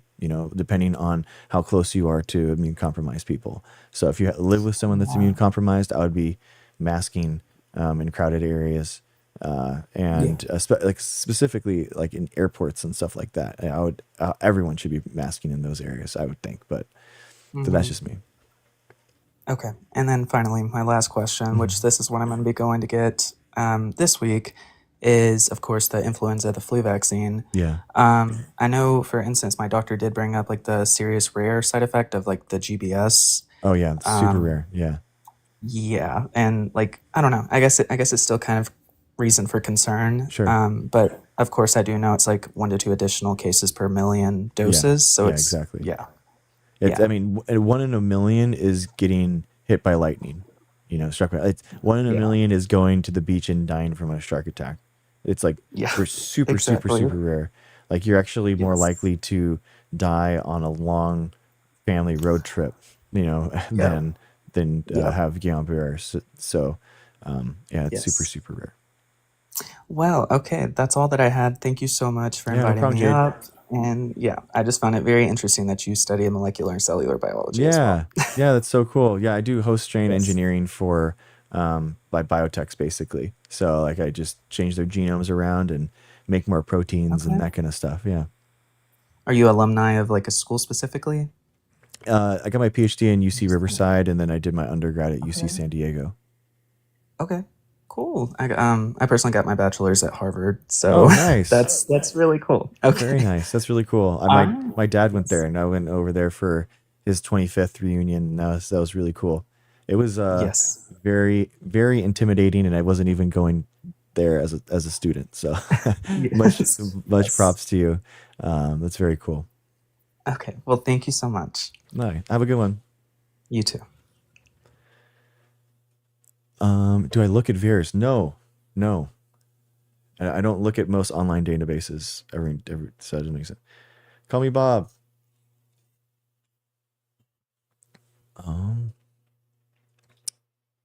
I don't know what Miranda. I don't know what the coccyxal nasal spray. Call me Bob. How's it going? How's your teeth or lack thereof? Well, yeah, I don't know yet. I look like I've been punched in the mouth, though. Oh no. I'm thinking I have to go get my real ID. Mm-hmm. So I think I'm gonna go down with my teeth all missing and smile real big. So I Oh, just that's have so a good. terrible driver's license picture for like the next 10 years. Oh, that's good. Exactly. It's a real good one. So that gentleman, Mhm. that conservative gentleman, and he's talking about, well, we just couldn't see the need to inject our baby 40 times. And it's like, dude, Yeah. like vaccines are so effective and so safe. Practically everything that you do with your baby is going to be more dangerous than having a I know. vaccine. I know. Like, it did seem like they honestly, got him later, but not at the same. right, Not. I mean, anytime like your own vaccine schedule, guys, like that's been untested, right? You're basically allowing your child to be more susceptible to diseases when they're the most susceptible. So that's why right, they yeah, do these multiple ones so quick so that they can be protected, and they've been tested. So it's right, actually and been the anti-vax slowed down vaccine schedule is the one that hasn't been tested. So that's actually more experimental. exactly. And then people don't realize it's like you are more likely to drown your own baby than your Yeah, baby is to die from vaccines. Let's talk about that. But you still give your yeah, baby baths, right? hmm You don't have all these groups saying, "Oh my God, don't bathe your baby; it's so dangerous." hmm No, yeah, we just create things to make bathing your baby less dangerous, exactly. Or right? like water, like you wouldn't say, careful with that water. You shouldn't drink too much of it or you could die. It's like, no, here's some water. You know what I mean? Like Right? what like the focus in on side effects on something where you're not focusing in on the real impacts of these viruses and pathogens. That's what's scary, is that people are all looking up ingredients lists for vaccines, but they don't know how many millions of people died from smallpox in the 1900s. Like if you don't know how many people died from the smallpox or things that have been eradicated by Yeah, vaccines, you probably shouldn't be looking up in ingredients lists right. trying to see what's safe and okay. And like that's why I recommended that book that I read about polio, development of the polio vaccine. Mm, And it really does explain. Here's the thing about, like, there are great criticisms of big pharma, especially mm, the profiteering, and yeah, there really are. Nobody disagrees with that. yeah, But it's the same. Here's my lisp, really bad. But at the same time, big pharma is still they are the only operations that can create enough of the vaccines exactly, and get them out fast enough. exactly. And that is, but one of the things that's done is we spread it out between the pharmaceutical companies. It was spread out between 3 here in the US, and there were others outside the US. Hmm. And it's not just our US pharmaceutical companies that were developing these. People were developing vaccines in practically every country Yeah, that has any kind of mechanism to do such. yep, And they hmm, still are, exactly. because epidemiologists are all over the world trying to prevent the next COVID-19 Hmm. or the last Spanish flu, or someone in the comments just a moment ago said, um, "Oh, they should stop testing vaccines on animals," and I'm like, "Are you kidding? Animals also get vaccinated. All Yeah, of anything, probably any meat anyone has ever eaten in the United States, except perhaps if they eat, if they eat wild game, exactly. all of that has been vaccinated. Yep. Every zoo animal has been vaccinated. All our pets have been vaccinated. That's a really good indication to us that vaccines are safe, because we do them on so many different kinds of mammals, big and Hmm. large, and all kinds of animals, and they work. Yeah. Yeah, you're so right. I mean, the BioNTech is from Germany, so Yeah, that's who Pfizer like partnered with and used that technology to develop the mRNA vaccine. And it's just, you're exactly right. I mean, it is a global thing that these are checked, and they're verified from scientists all throughout the world. So it's not just like the FDA and these pharmaceutical companies. It's just, and it was funny. I was watching this TikTok, and they were saying like, oh, the anti-vax talking point, like, oh, pharmaceutical companies pay for all these studies. They're the ones that do all these studies, and it's like, yeah, at mm, least their stuff is studied. At least their hmm stuff is paid for by studies. Like, there is actual studies of these these drugs, because yeah. what? You think your Manuka honey Yeah, has had yeah, these exactly. studies? You think your Shilajit Exactly. goop, It's or whatever the completely hell it is people not are only doing non now? FDA approved, but just completely anecdotal. Like, I mean, literally, there's people being tagged on my stories when I do ivermectin stuff. That's like, I did it. The guy was selling ivermectin boxes out of his WhatsApp. It's like, what? And this is the guy that's telling you that don't take anything, don't take vaccines, just trust my ivermectin that I am selling to you personally, but yet Pfizer somehow making a profit. That is too corrupt. But the guy that is selling you personal boxes of ivermectin, that's legit. I don't Right, understand that. I don't understand the lack of right. scrutiny for That the people were getting veterinary ivermectin exactly going to the and just hospital like because of it. randomly taking it. It's like, oh my It's god. wild. It is wild. I mean, it's so frustrating, and it's a willful. And someone asked, like, why, if they're always been safe, why is there a rise in anti-vaccine hesitancy? And it's because of like conspiracies, and these algorithms and AI in the last 4 years have been Mhm. targeting people, so that they have, been targeted by these AIs to be manipulated, because they've been shown to be vulnerable to conspiracies. So guess what? These AIs push conspiracy after conspiracy onto them, and that's where it happens. It goes from SARS-CoV-2 was created in a lab, then it's like, oh, then why maybe all viruses are created in the lab, or maybe viruses are fake, and then now they think that the germ theory hasn't been real because it hasn't been isolated. Right. So now it's like now they disagree with viruses being real, and now so it's just like And it goes all the way down into the earth is flat, exactly, and it's exactly, all because of Jewish people, Masons, the Catholic exactly. Church, the Illuminati, the Rothschilds, the Oh my gosh, so many oh my people. god, that So isn't many how people things think that work. people think that I literally got my PhD from Rothschild himself. He like it appeared Mm-hmm. in divine robes and like Mm-hmm. gave me my degree and like told me exactly what I needed to read, and it's just like, dude, come on, man. Like this is just it's just wild. Lucy, that can't be true. And I'm going to tell you why. I actually know the retired dean of veterinary medicine Thank you, Nova. from Iowa State University, uh, an epidemiologist of grand proportion, and he would tell you that regular vaccination of your livestock and of your family is a very wise choice. Yeah. Yeah, exactly. But He would he guys, would not want you to lose your all your heads of cattle to yeah. a stupid disease, because that's not just, when you think about it, this is a really awful thing to say, Hmm. but a human life is just a human life. But if you lose all your livestock, you lose everything, Yeah.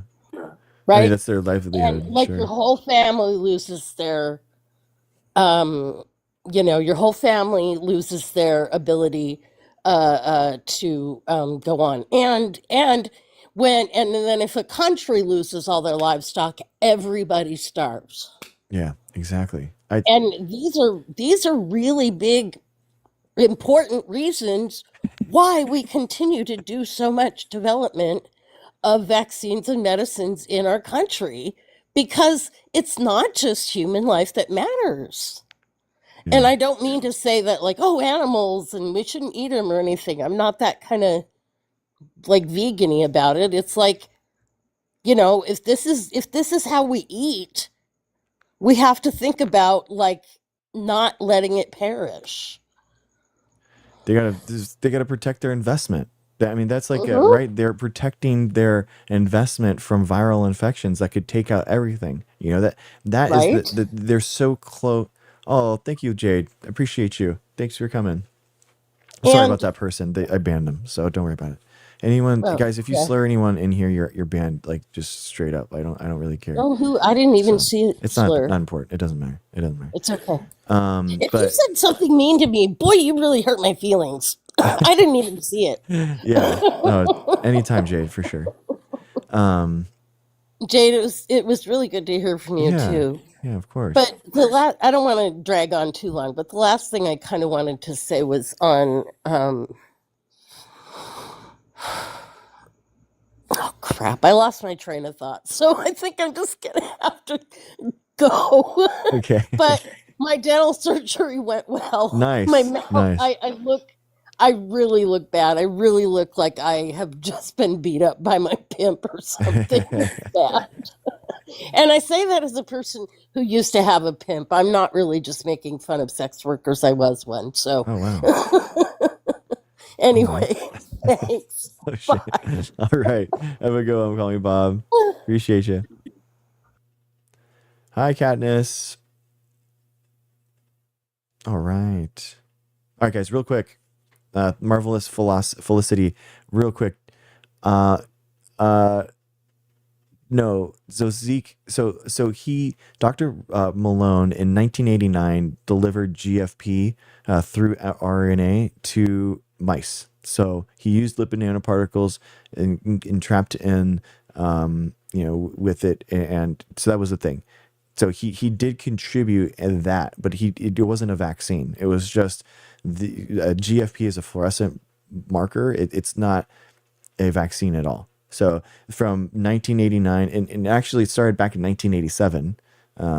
And then 1989 was his thing. And then it was developed for another 26 years in order to be used as a gene therapy for cancer. So again, he wasn't involved with the research there. He was just a researcher at the Scripps Research Institute in San Diego and did a small part. But that's like saying that the,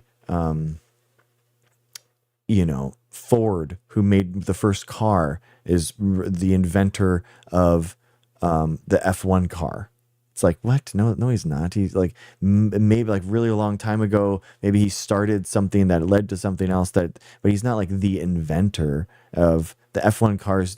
The F1 drivers on Sunday don't say, thank you, Ford, for developing the first car. It's like, it's just not what happens. So, you know what I mean? It's just a misattribution.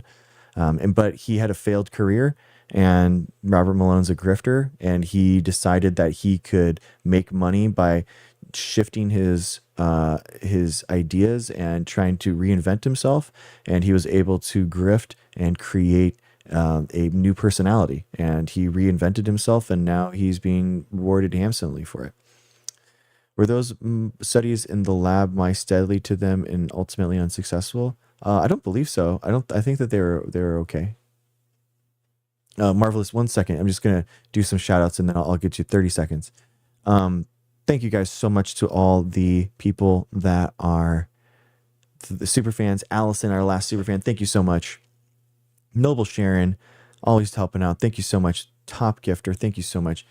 Bailey, Helen, Call Me Bob, Ducray, Cher, Teresa, thank you so much. I don't know where the likes went, guys. What happened to the likes? I don't know where they went.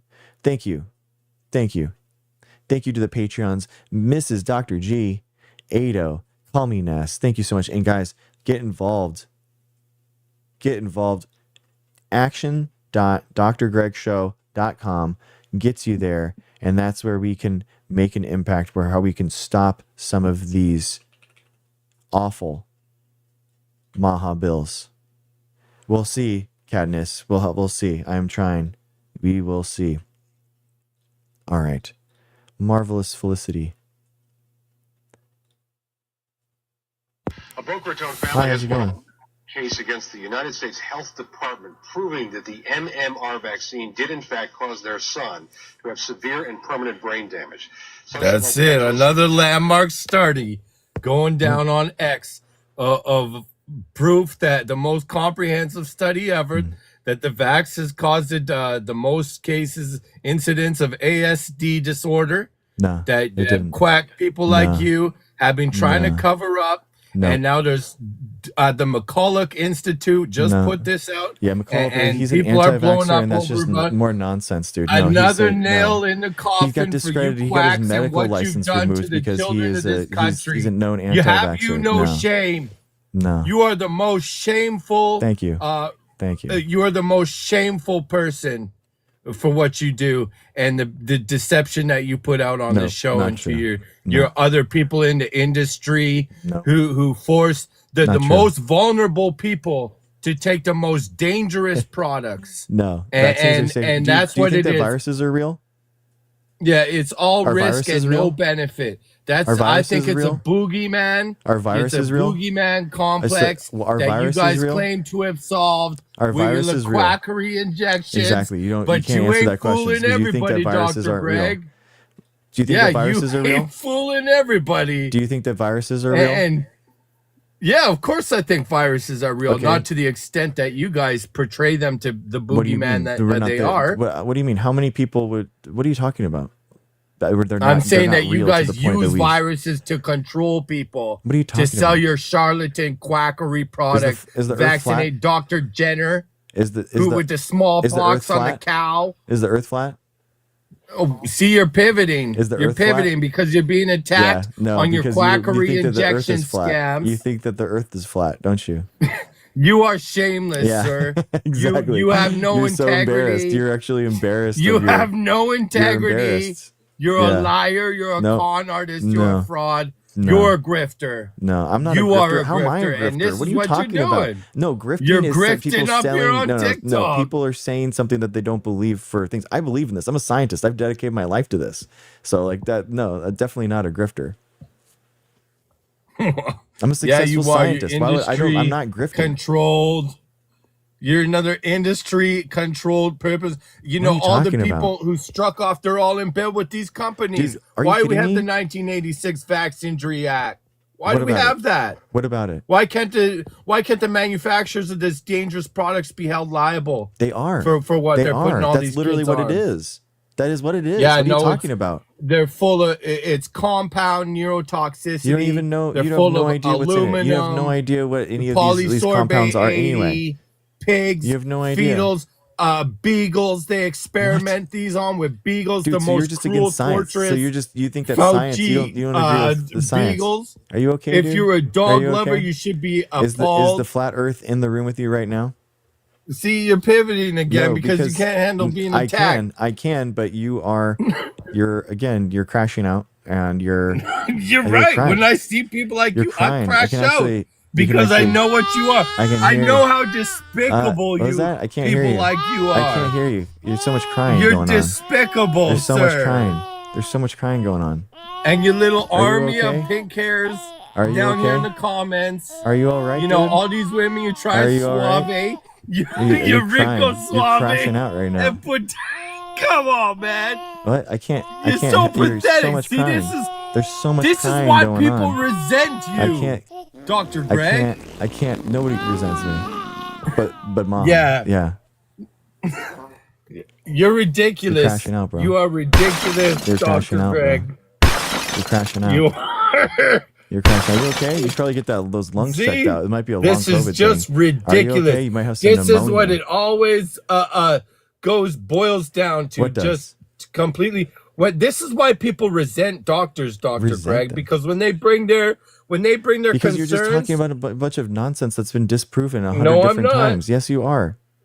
and you gaslight, and then you do stuff like that. That's why people What? resent you Oh, and because resent you're your cry bullying. industry. You're trying to cry and that's bully why me. You're trying because I'm No, not. Like, because- you're not, yeah, you're just trying to cry bully me. when I don't people care. bring valid concerns, There's not a valid you start concern. You calling don't them have a flat single Earth. valid concern, and we could talk about them if you wanted to go point by point. But you started screaming the first sentence. So, why is this a good faith interlocutor? Why are you trying? You're not actually trying to understand the truth. You're trying to insinuate that I'm a paid shill Because and you're I'm a trying to grifter. twist and contort the truth. No, You're trying I'm not. to be deceptive. I'm not Yes, trying to you be are. deceptive. I'm not trying to be deceptive. Yeah, you No, I'm are. not. And you and all your corona maskers in the comments who are all in on it, your global scam Yeah, artists. global scam. Yeah, who are exactly. doing So, are you choreographed- okay, man? Are the space choreographed lasers in the room with dances. you right now? You're a cult. You guys are a cult, and the young and the children are your worst victims. I'll give it to you. It's a double-edged sword. Half of it will save your life, and the other half will take it. And you are on the side of taking people's life What are you by talking medical about? errors. Vaccines save people, man. They don't. No, hurt they them. don't. They're all Yeah, risk exactly. and no benefit. Exactly, because you don't can't believe in prove they viruses. saved a Exactly single my point. life. Yes, because you don't believe that viruses cause disease, Yeah. and you don't think that they actually do anything. That's what I'm telling. That's No, what I'm I saying. do believe that, Okay, Dr. so- Greg. You're so how just many- making Wait, assumptions. so Here's okay, the thing, so then Dr. what do we Greg. do in order to battle vaccines then? Battle viruses then? What should we do? Greg, I can prove that the vax has killed and maimed and unalived countless people. Okay, show me the They're evidence. living on Twitter, Show me the evidence. telling their stories, and you can't prove us that they have saved a single life. Yes, I All have. you Yes, use I is can. dogma. What are you talking and big about? numbers and fake statistics. Unvaccinated You can't- people how- died at how do 10 you prove times they the rate saved during lives? during the pandemic. So what are you talking about? No, it's all fake numbers. It's Okay. all yeah, you orchestrated can't give a tomfoolery. single instance of a single person Yeah. dying from the vaccine. That's the reality. Yeah, no, is that I you don't can have a prove single dozens proof of anything. instances No, of you people's don't. lives no, you don't. destroyed. They're here 300,000 telling their people stories. that died. They have pictures. They have profiles. No. They You know have who faces. has the pictures and they the have profiles? families. The 1.2 they have million people before that and actually had afters. people that died from COVID and the pandemic. And it's people that like you, that discount those people and say that those people don't exist. But guess what? Those were dads, moms, brothers, sisters, and I see them and I'm fighting for them as a patriot that they do exist and their lives do matter. It's un-American people like you that make me sick because you actually sit there and minimize their deaths. That's who the people that actually make me sick is people like you. No. well, we it can. is true. Yeah, and that's why you're silent right now, because you're thinking about how awful what you did, and you don't even realize that 1.2 million people You died. need to hear yourself. No, you should hear yourself speak. I am hearing myself, and I do hear myself. And the amount of damage and people that have been harmed with their lives ruined, who can never play sports again. Not from the young vaccine, people dude. Not who were from the forced vaccine. to get the injection, who now have myocarditis. No, myocarditis rates are 600% larger with the blood with clots. COVID. You can try and talk it all away. You're not fooling I'm not trying to talk it away. Dr. We have okay, you got a misinformation reading. I have to kick you. I'm sorry, bro. It's not me. So, sorry, bro. All right, guys.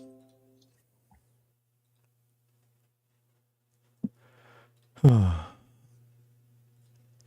right.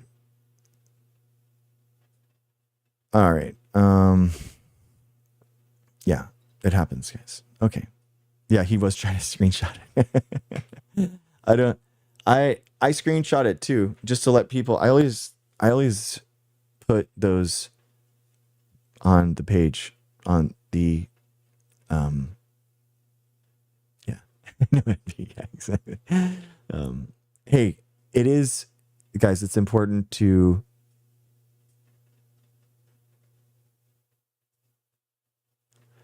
oh man, so it says there are things that may find uncomfortable if they remain in your life. Okay, sweet. So we just removed them and then that's good. Okay. Sorry. I don't think so, Zay. I don't think he knows what planet he's on. Hi, Lily. Aloha. He got kicked for misinformation. He got flagged from TikTok, and so that means that he had to go. So that wasn't me. I don't kick anyone for misinformation, guys. It's always TikTok. Yeah. I think it's important to engage people. I know it makes people frustrated. I understand that. But that's it's important for people to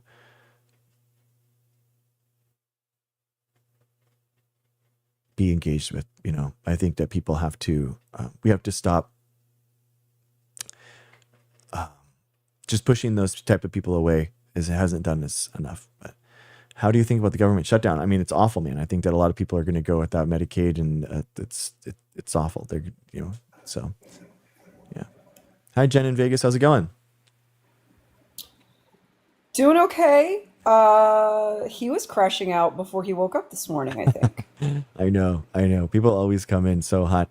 So McCullough is a well-known anti-vaxxer, and he got his medical license removed.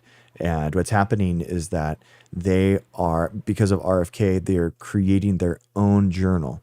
So they're creating a fake fake science anti-vax journal, basically. And they're going to be promoted, and they're hitting with one of their new studies out today. Apparently, I haven't read it, but I got warned about it. So so we have more anti-vax nonsense to go through, but they have something to wave around and scream about. Yeah, exactly. That's what it is. And come yell at everybody over garbage. I was particularly amused while he was yelling about how the COVID shot was unnecessary and all this other stuff, while I was taking medication for my post-COVID lung condition. That was very amusing to me. Yeah, exactly. I know, right? Like, it's yeah, I need all this stuff for, giggles. Yeah, and we don't need it. The people didn't need it, but then also 1.2 million people died. Like, how does that work? I mean, so then it's just like a conspiracy. It's always like this global conspiracy of like, just so it's so tired. It's so funny. Like I went through my last YouTube stream in 2021, and when I used to do Twitch and YouTube then, and it was the last one was the origins of SARS-CoV-2. Like I was talking about the latest papers and talking to people about like lab leak and how it was, there's no evidence of it, and going through all the papers and the figures and stuff like that. And I was like, wild. I am literally going over the same paper like this many years later, and I just like Yeah. teleported, Yeah. man. It's just teleported. But it does feel a little Groundhog's Day in here, and especially in my brain. But at the same time, I feel like it's important. And hey, at least honestly, the best thing, guys, what's really helped me is doing this political actions thing. So we're not just like passively consuming this bad news. What we're doing is trying to create some action from our rage, and it's helping, man. I can't believe we got 159 political actions in the last 3 days. I mean, that's just wild, man. It warms my heart so much. So I think we're translating that into positive action finally, and I think that it's helping me. So Yeah, no, that's and that's what you have to try to focus on, right? At least that's what I have to try to focus on is what can I control, yeah, and focus all my energy on that, and just like solution focused. Like exactly. what are my action items? I'm gonna go do those things. But yeah, I mean, yeah, you and I have talked a couple of times before, and I just kind of want to remind everybody real quick, as a former anti-vaxxer myself, it is possible to change people's minds, and get them back on the right path. It could take some time. I think it may be a little more difficult now because, again, it's become very like tribal and political. We've talked about that before. It wasn't so much like that when, at least not for me. It wasn't for me, but yeah, Hey, Jennifer. it's possible. The thimerosal. So this is an interesting question. So this is something that in the 90s they actually did remove, not because it was unsafe, but because of public outcry. And it's interesting. Yeah. Like we are in the post-thimerosal era for a lot of these vaccines because it's there as a preservative. So they could take it out, and they figured out how to preserve it in other ways, right? So if thimerosal was causing autism, guys, then when we removed thimerosal from the vaccines, according to the anti-vaxxers, what would happen, right? If that's what was causing autism and we remove it, then therefore autism rates should go down, right? But that's not what we saw, right? Because autism is genetic, and ADHD is genetic. It has nothing to do with the vaccines. And so that's why we still see the thimerosal not in the vaccines, but autism cases still going up. So yeah, it is completely fine.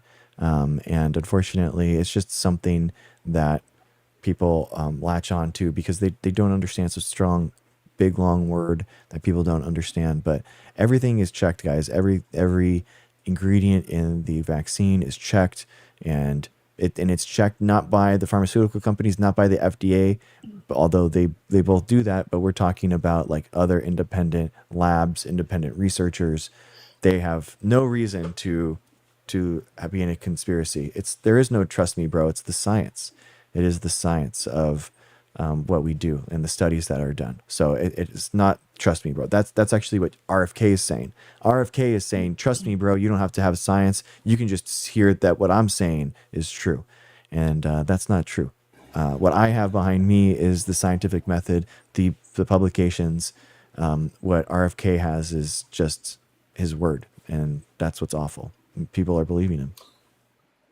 Yeah, and it's interesting how all of these different vaccines supposedly cause autism using completely different ingredients and mechanisms, according to, because it was like, okay, so they got rid of the thimerosal, but MMR, and Yeah. which never had thimerosal in it, as far as I know. Yeah. It's been out of vaccines for as long as I can recall, and only in, I think, at least last I checked, it's only in like the multi-dose flu vaccines. Yeah, exactly. But you Really small can amounts, request the other ones, if you're concerned about it. And you don't need to be concerned about it, is the thing. But yeah, it's interesting how all of these things in their minds cause autism. And all of those things are in vaccines, or I guess also Tylenol. I don't know. Yeah, exactly. A Toad Club, he is making random claims, not for politics, but for personal gain, because RFK makes money by suing vaccine pharmaceutical companies. So he gets paid for referrals to anti-vaccine lawyers, and then when those lawyers sue vaccine manufacturers, he gets a payout. He gets a cut of the money that they get. So he actually gets paid millions of dollars a year by Merck and these other companies for lawsuits that they spuriously charge against these vaccine manufacturers. And 60% of the 1987 Vaccine Policy Act, they basically they pay them out. So 60% of them are paid out without any medical right or correctness, but they just do it because it's easier and cheaper for them to just pay someone out. And that's what that Vaccine Act was created for, so that there was an outlet for the super rare events that does happen, right? The actual vaccine injuries that are legitimate. They gave them an easy outlet in order to sue the pharmaceutical companies, as opposed to taking them to court, which you can still do. So you can still take the pharmaceutical companies to court, but most likely people get paid out from these vaccine injury programs that was created to make it easier for people. Yeah. So. Yeah, and I had to explain to some people that the court system isn't necessarily winning a lawsuit doesn't mean that the science backs up that judgment. Towing Club, yeah, I'm trying to leads say. to back up claims. Yeah, just look. Don't look up for yourself. Look up how does RFK make millions of dollars every year? Like I mean, he's not a businessman. He doesn't have businesses. Like, how does he make his money? And he had to report all of his things, all of his income, in order to be the RFK HHS secretary. So he gave all his financial data to the Senate, and it's there. Right. Yeah. Yep. And this marvelous Felicity in the comments is rattling off a bunch of very rare and sometimes not even existent side effects of some vaccines down there in the comments. Yeah. And so guys, one of the ways that the anti-vaxxers get your attention is by throwing all of these really terrifying conditions and diseases at you. And yes, some of them you'll find in the package insert for the vaccines, which makes you go, "Oh my God, they're giving us Guillain-Barré syndrome," you know. But the thing is, but the thing you guys need to remember is that there's literally nothing that we inhale, touch, consume that is 100% safe for everyone. And any medication, whether it's preventative or a treatment, it doesn't carry 0% risk. The point is that when you go in to get any kind of prevention or treatment, that the benefits outweigh the potential risk for that patient. Exactly. And what's the real and impacts? that's with Go ahead. Yeah. No, and it's and that's literally with everything. I mean, some people, advising them to eat almonds for more protein is great, but someone who's allergic to those almonds, not so much. Exactly. So, and that's an example I give all the time because I have food allergies, but,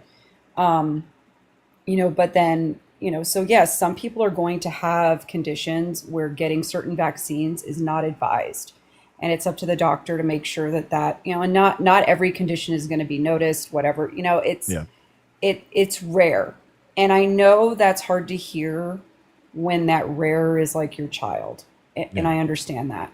But when we're not vaccinating, that means those diseases are coming back, and that's everybody's at risk now.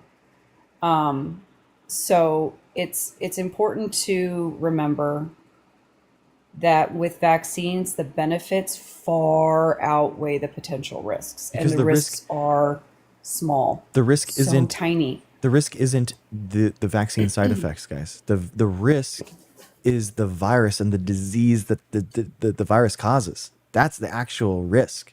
So the risks are, measles running through our populations. The risk is people dying from smallpox, 100 million people, from in the last century.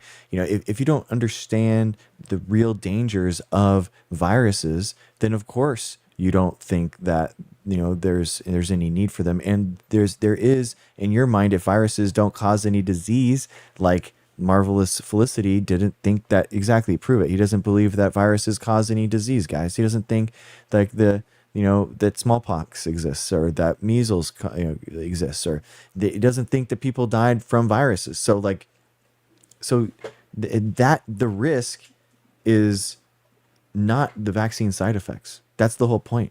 Like it's very important that's the calculation. It's insane that people are so entrapped by vaccine side effects, but not the real risks of viruses. So it's crazy. Right. I mean, and ingredients. I mean, so guys, think about this. This is let's just look at the vaccine, the vaccine ingredients list, and let's look at some of them and see if they sound dangerous. This is 2R, 3S, 4R, 5R, 2, 3, 4, 5, 6 pentahydroxyhexanonyl. Is that okay for you to take, guys? Is that okay? Is that a poison? If you thought that it sounded dangerous, that's glucose. Glucose can sound dangerous. So the idea that these big long science names, anything can be make it sound dangerous. So do you remember the dihydrogen monoxide on exactly. Facebook? Yeah, exactly. Warning, and everyone was like, "Oh my God, this is so scary!" Blah blah blah. It's like, "Oh my God, it's H2O. Calm down." Exactly. And they were making a point. That's why they created it. Was like a Facebook page, and they made a brilliant point. But I also want to point to a comment. It's quite a ways back, but call me Nessie. I think that's how I say it. Yeah. Said what I was trying to say better than I did. Vaccines carry rare risks. These viruses carry guaranteed risks. Exactly. That's it. Yeah, the risk is so much higher. And a lot of the things that people are saying, well, I had the measles, it was harmless. Now, Dr. Greg, I'm trying to remember something that I heard when it was so many years ago, and I'd like you to confirm or correct me. The measles. The way it was described to me, it has the potential to basically factory reset your immune system. Is that about right? Yeah, it's called immune amnesia, because measles will attack your T cells and B cells. So it'll take your natural acquired immunity and vaccine acquired immunity and everything, and it'll just wipe you out. So that's why it's extremely dangerous. So the idea that these natural immunity people have had measles parties trying to spread measles amongst themselves to try to increase their natural immunity. I mean, and you're wiping it out. Clean slate on your immune system. Imagine. I can't. It's wild to me. But it's and that's from the moment you're born until whenever you get the measles, and it's just all that immune memory gone. Yeah, it's one of the most... That scares the crap out of me. Measles is the most contagious thing that we've ever encountered. So we're talking about an R0 of 12 to 18, which means that for every positive case, that you can expect 18 positive cases from that. So that's why there's 800 positive cases in Texas right now. That's why there's a growing amount in South Carolina that we've been following. It happens. And this is why, in South Carolina, guys, this is why we started covering it, because South Carolina has an awesome epidemiologist, that's what there. She is an incredible science communicator, and they were actually able to contact trace and make people quarantine if they were possibly positive, right? They said, hey, the 150 kids that you have no vaccine for, you are potentially positive. We need you to quarantine. And that's why it didn't skyrocket, right? Because those unvaccinated people aren't going out and community spreading all their stuff to everyone else, right? A lot of these Maha bills, guys, they are trying to block and ban community out, like that epidemiology that has contact tracing. They are trying to ban epidemiology as a trace. I'm serious. They're trying to come out. They're attacking public health. They're not attacking vaccines anymore. They are attacking vaccines, right? But in addition, they are going after the ability to tell someone, hey, you should stay home. You are sick with something. It's unbelievable. Or you were exposed to it, Yes. because of these people and you were around them 2 days ago. Exactly. Yeah. And Because everybody got big mad during COVID and thought it was a hoax and they never want to be quote unquote controlled again. I'm sorry, but Ben Franklin's rolling over in his grave. yeah. Didn't George W. I mean, a George lot of the Washington- founders are. George Washington mandated smallpox like vaccines, right? Like in order to survive. Like, it's pretty wild. Yeah. No, yeah. Like the founders were very familiar with quarantines, you guys, because it's all they had. Yeah. They didn't have vaccines and then they were making them Yeah. for smallpox. And guess what? We don't have anymore because of vaccines. Yeah. Smallpox. The COVID vaccine does protect you from the developing COVID-19 serious symptoms. So it does. And it does prevent you from a lot of people from dying when they normally would have. So it is effective. Mm-hmm. Okay, so I just got two other people. Thank you so much, Jen, for coming in. Yeah, I no. appreciate you. Totally. So thank you. Thanks. You're such a good perspective on like this stuff and how to combat it. So I always really enjoy talking to you. Oh, I appreciate that. Thanks. Yeah, thanks, Jen. Have a good one. Bye. All right.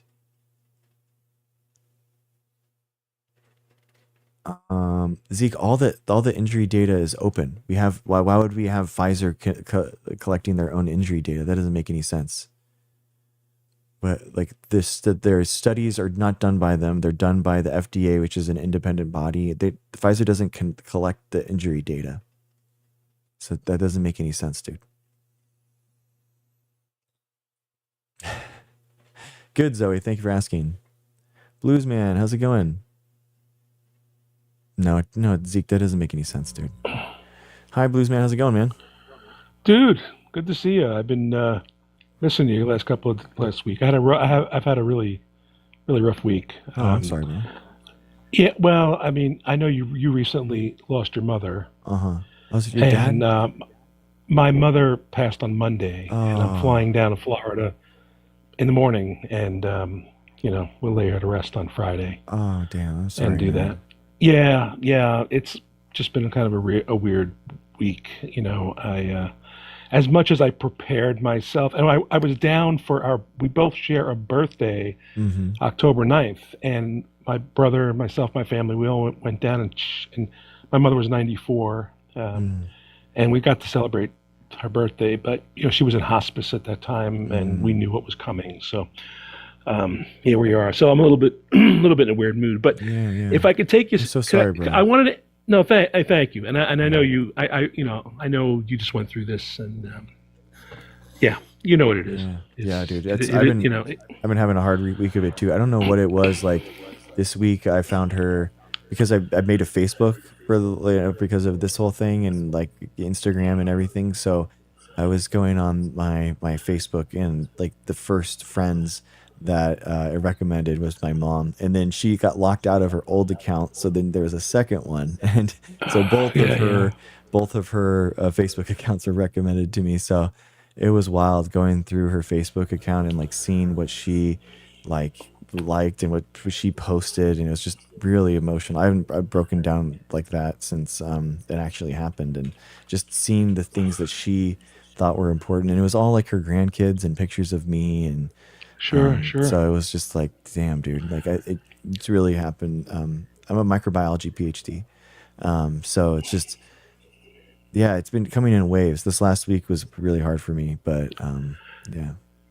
It's just weird. Like now thinking about it, like I have so many questions about our family, our history. My grandparents were immigrants, as were most people that came to the U.S. Generally speaking, well, right, if they came to the U.S., I guess they're immigrants. But if you were not native here, then that would be a whole nother story. But anyway, so that's like some of the things I'm just kind of thinking about. But I don't want to be a Debbie Downer, and that's okay, man. and I want to. I think I wanted to flip the script. First thing is, Okay. I want to.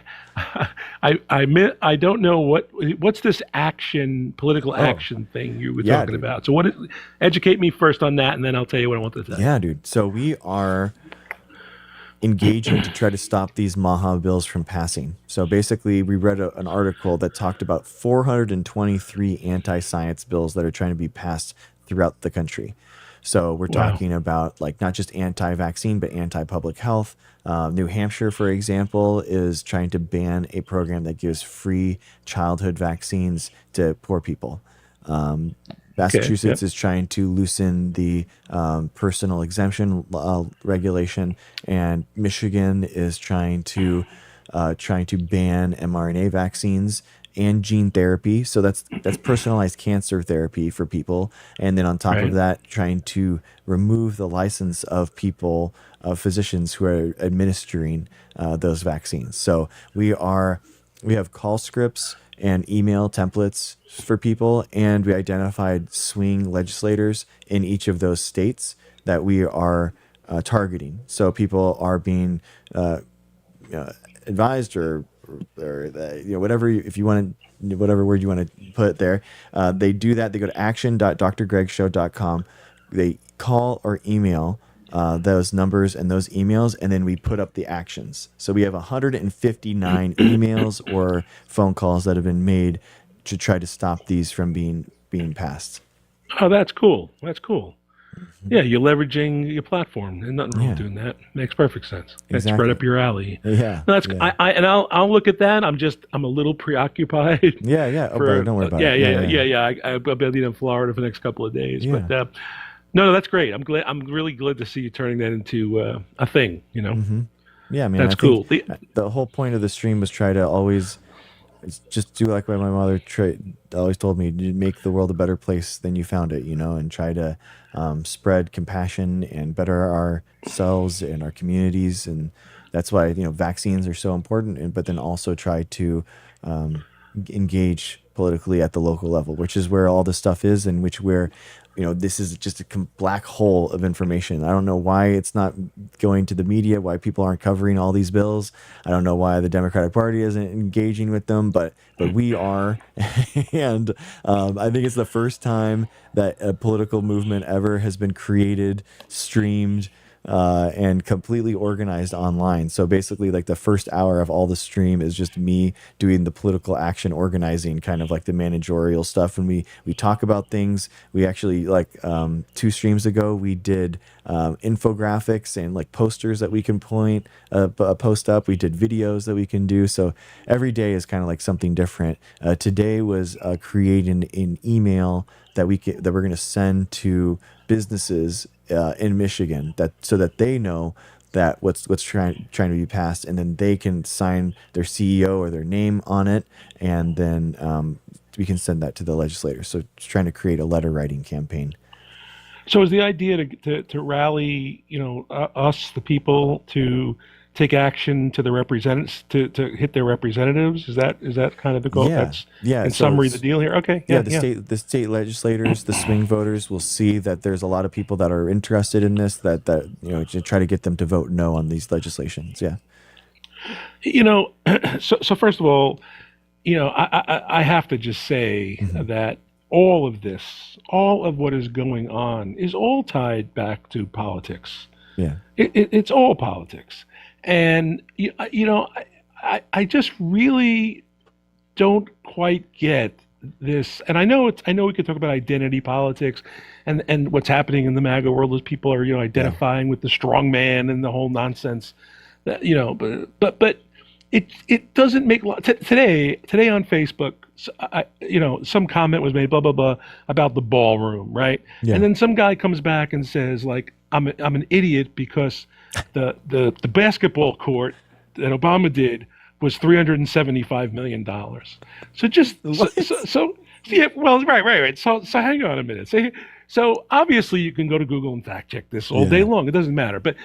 But you have to be like I'm sorry, Greg, but you have to be a moron. Mm-hmm. Like to say that to take a tennis court and convert it to a basketball court would cost more than demolishing a historic building and building a 90,000 square foot high-end ballroom bigger than the entire White House complex itself, right? That the basketball court would be more expensive.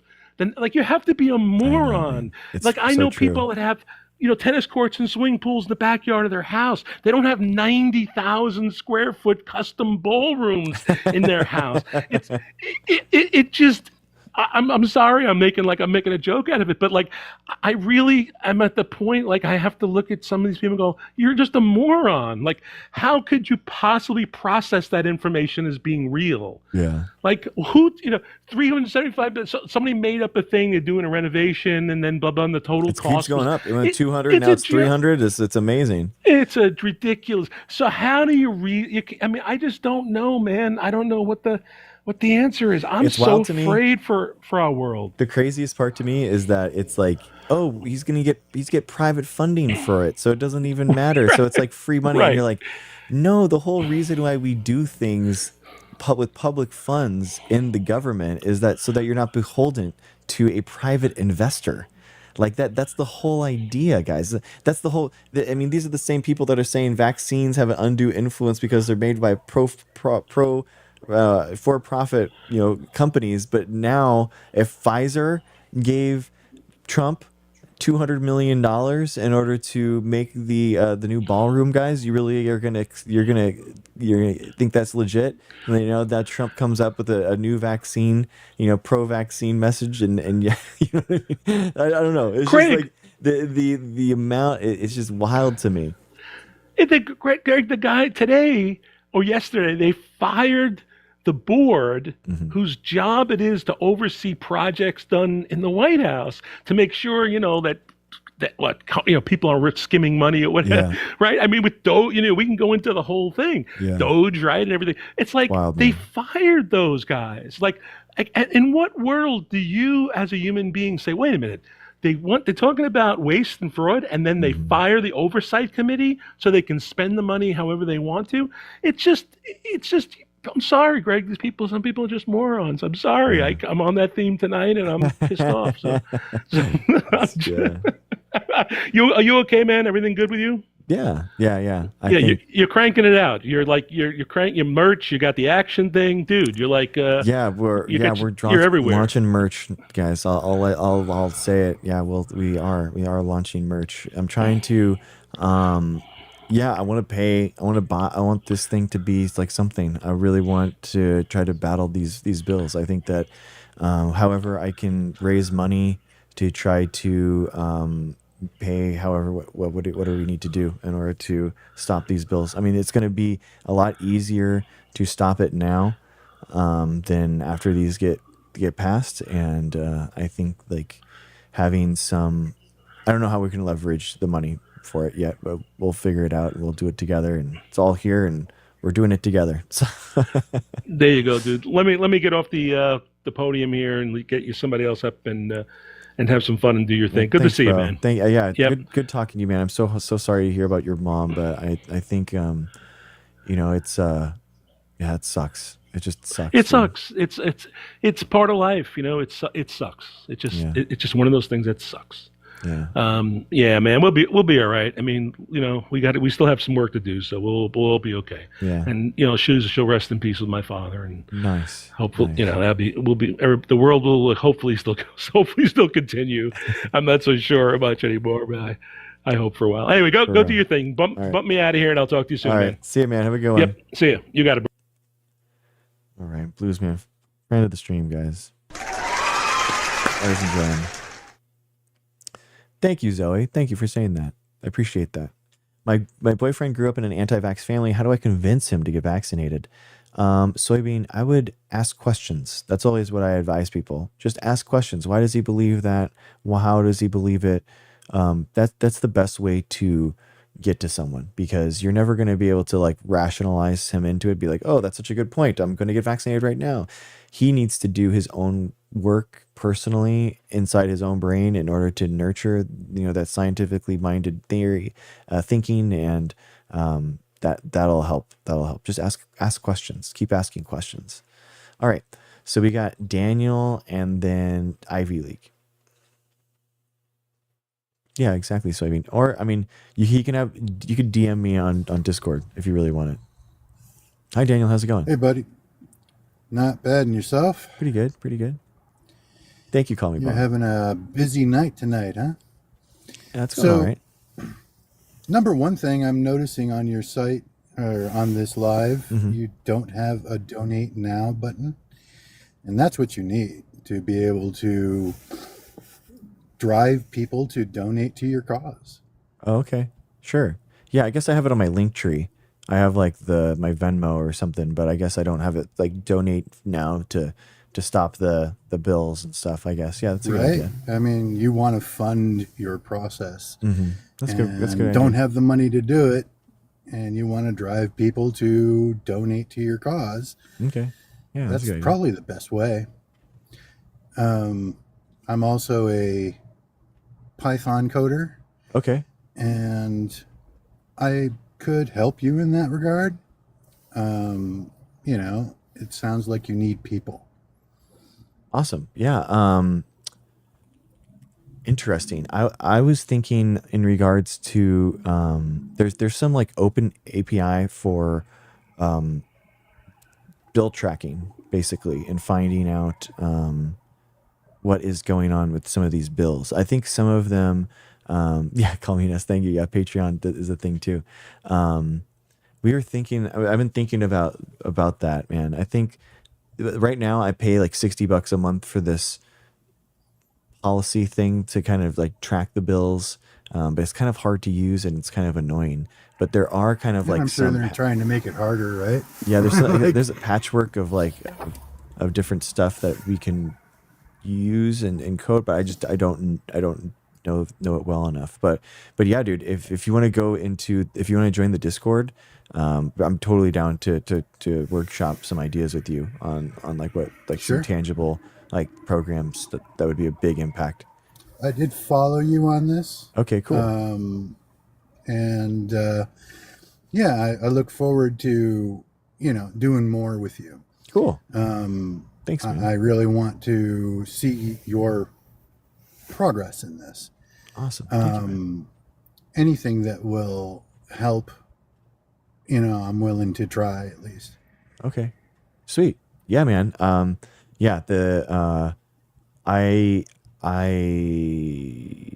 interested in the tracking, basically tracking the bills as they get introduced to see when and where the next like town hall is, or the public letter writing time, or that kind of stuff, like how the bill is doing, where it is.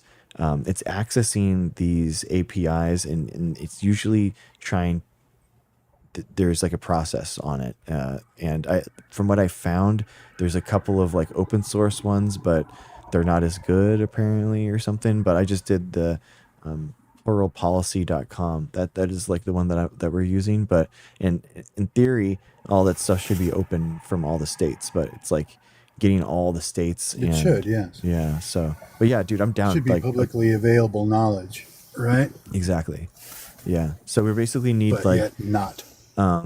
but right now, I mean, what my workflow is basically using this policy website that we're paying for, seeing like when was the last action, and then just copy and pasting that bill into ChatGPT or Gemini actually, but to do to give us the swing voters their phone and their email, so that kind of like gets all that information for me, and then I just post it here. Yeah.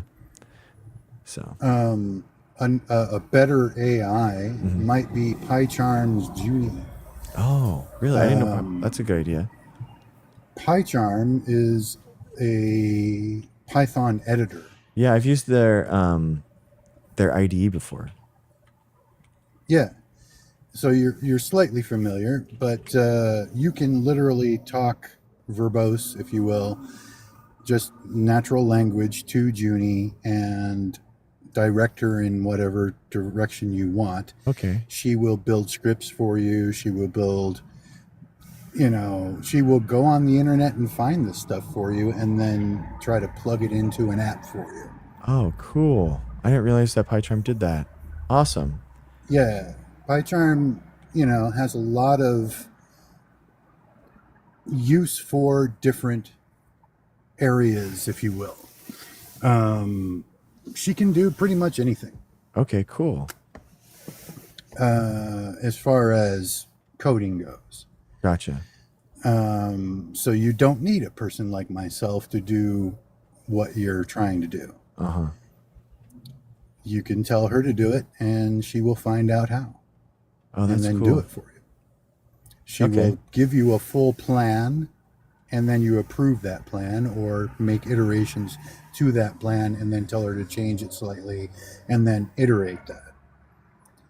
Well, that's not bad. $100 a year too. That's not bad for that's pretty good. Right.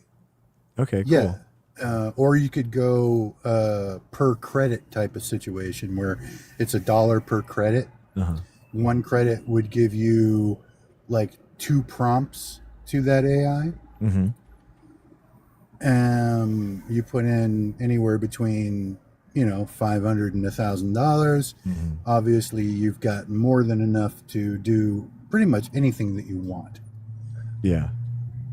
Okay. Cool, man. And yeah, just ideas for you. Okay. Yeah. Yeah. I'd love to talk to you more on Discord and stuff, for like workshops, some ideas and stuff. For sure. That'd be awesome. Thanks. Awesome. Sweet. Yeah. Thank you, dude. I appreciate I'll get you. off and let you talk to other people. Cool. I just wanted to give you some ideas. Awesome, dude. I really appreciate you. Thank you. Thank you. Hope to talk to you soon. You have a great night. All right. See you, man. Cool. Thanks, guys. I love that. Man, I think that's why I feel like there's hope. It's not just me. This community is amazing, and I thank you guys for helping me and pushing forward with this direction.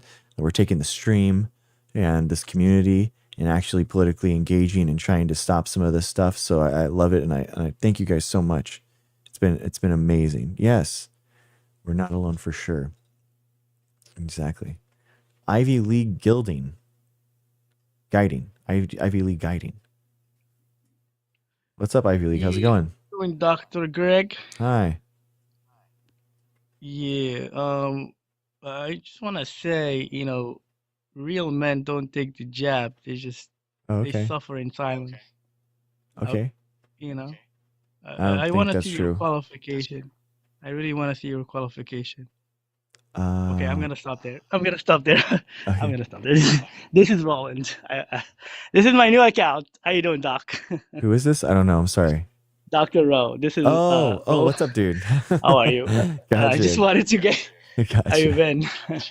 There you go. You got me. For Yeah, sure. this is exactly what I get like on my lives. Uh-huh. I mean, I don't do many lives, but I did one today. It's like, I want to see your qualification. Okay, I'll show you my degree. I know. I'm happy to. What else do you need? Oh, it's fake. All right. Exactly. I mean, I don't know what else. You want the transcript? I'm not sure. Exactly. But no. How are you? I'm Good, sorry man. that you lost your mom. Oh, thanks, bro. Yeah, it's been interesting. We got the Dr. Rowe. Yeah, we got the memorial coming up. in 2 weeks, and yeah, so it's been good. It's been good. All the people reaching out and stuff has been really nice. I'm really sorry to hear that. I did see a video. I didn't know it was that recent. I thought it was a while back, but my condolences. Thanks, brother. I don't. Yeah. Yeah. No. I just wanted to come up and just say hi, and cool. I did get furlough, so oh no, hooray! Oh, no. Do you now I think that can they're going to pay reveal you what I back though? did. I hope so. Back pay? They better. Yeah, exactly. Otherwise, there's gonna be legal processes involved. Yeah. But no, they will. They're definitely good at that. They've done that 5 years ago. I wasn't at the. I work for the FDA in the food division though, not the. And yeah, so 5 years ago, about 4.5 years ago, they did the same thing, and they closed the government for I think 2.5 months. Excuse me. Yeah. And I wasn't there yet, but I was told that eventually they paid up. But it's just, Dr. Greg, like 4-in-1 kids are food insecure, and we know this. And there's so many of us, monitoring the food supply. Yeah. So now there's less of us. The more senior officers are actually still involved. Yeah. So I don't know. I don't know how it's gonna be. I don't know how. I don't know. I mean, it's just so many uncertainty. I'm more worried about, honestly, like our food supply. I'm more worried about, with the EBT, with the food stamps. Yeah. Because we work hand in hand with the USDA. So I don't know. This is just a lot of time of uncertainty, and I feel like this is, a nation is essence is is how it treats its poor and most vulnerable. And exactly. If we're taking away the money from the poor and healthcare and whatnot, then what have we become? Honestly. Yeah.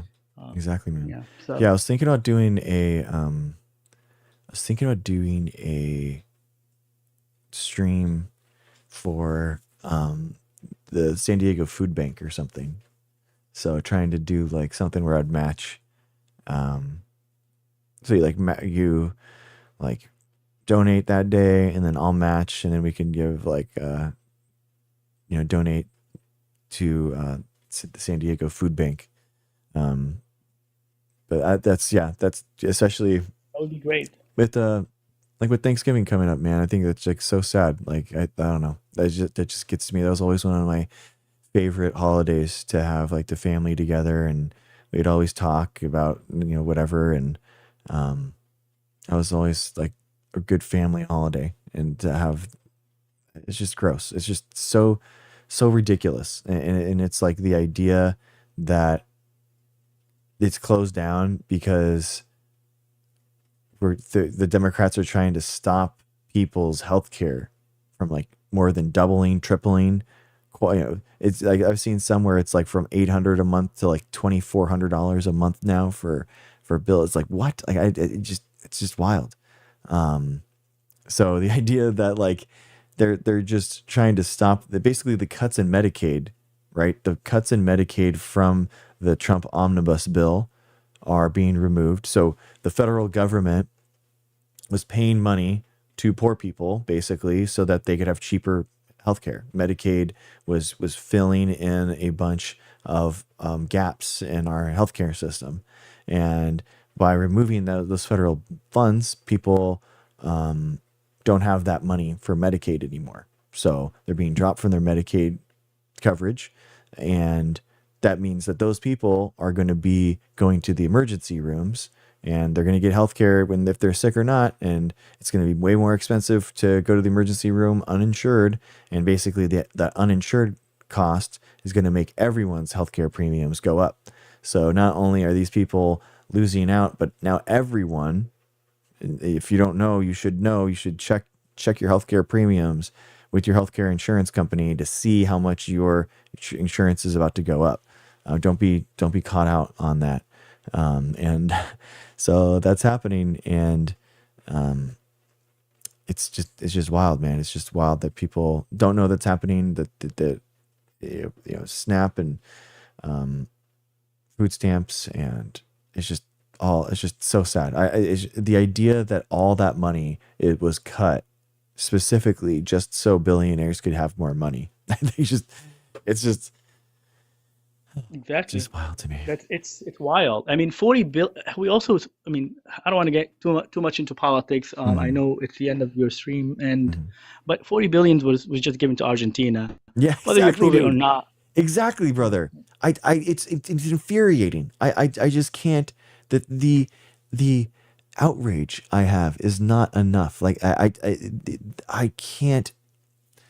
So frustrating. Pay the veterans at least, and have EBT. Yeah. And maybe if I mean, I was on.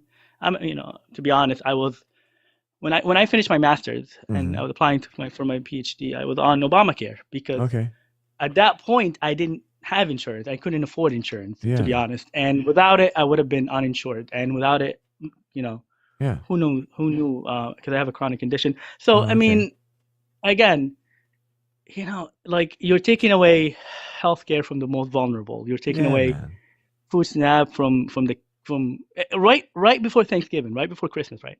It's crazy. And then we have money for ballrooms, but we have money for Ukraine, and we have money for Argentina and whatnot, and endless military industrial complex, but we don't have money for our veterans. We don't have for our kids. I don't understand how it works, so honestly. Gross, dude.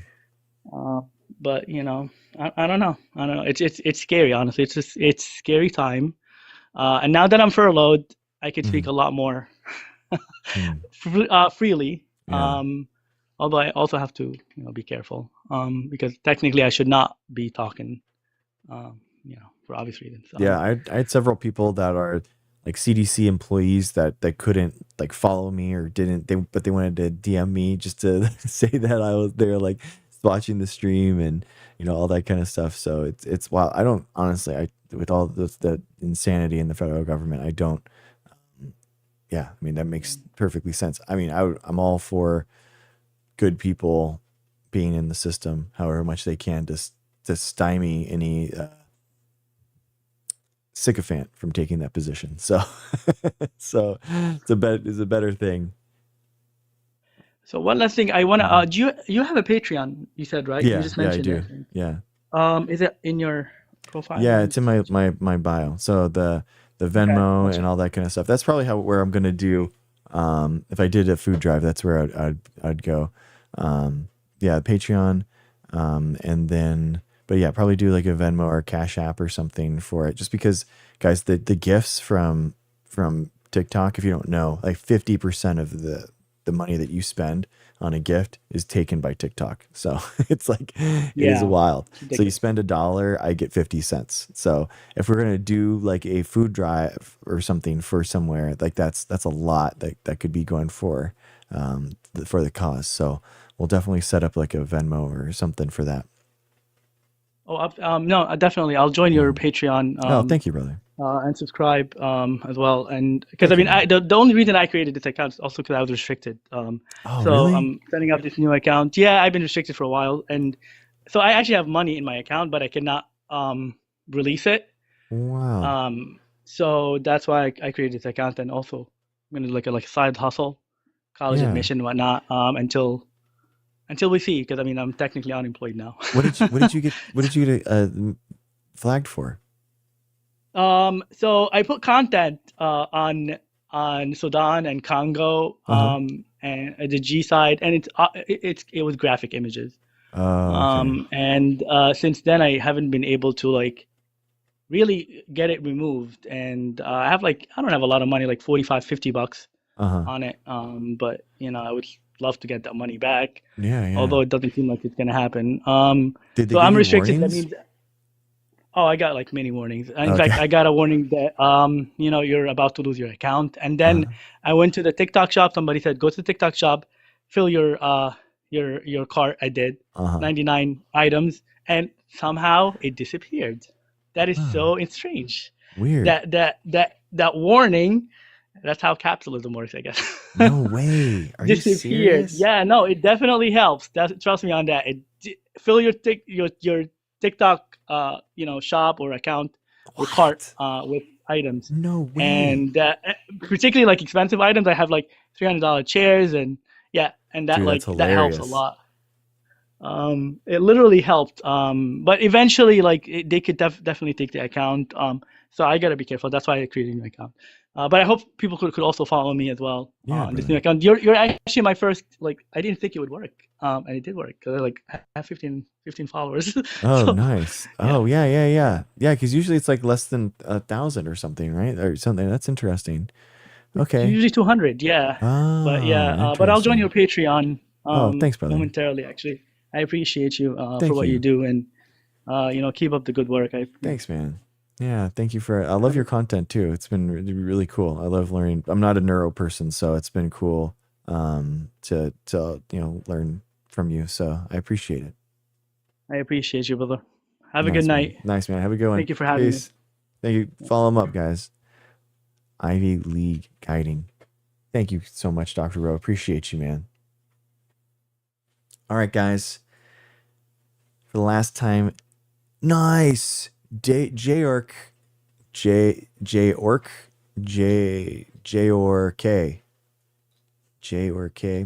You are awesome. Let's give it up. The lax vaccine party of the night, guys. Let's give it up. Or getting us to 980. Wow, guys. This is awesome. 980, guys. J or K in 3, 2, 1. Nice. Awesome, JRK. Appreciate you. Thank you for getting vaccinated. We love it. Thank you. What's up? What's up, GT Raiders? How is it going? Very cool. It is going up a bunch. Oh, man. Yo.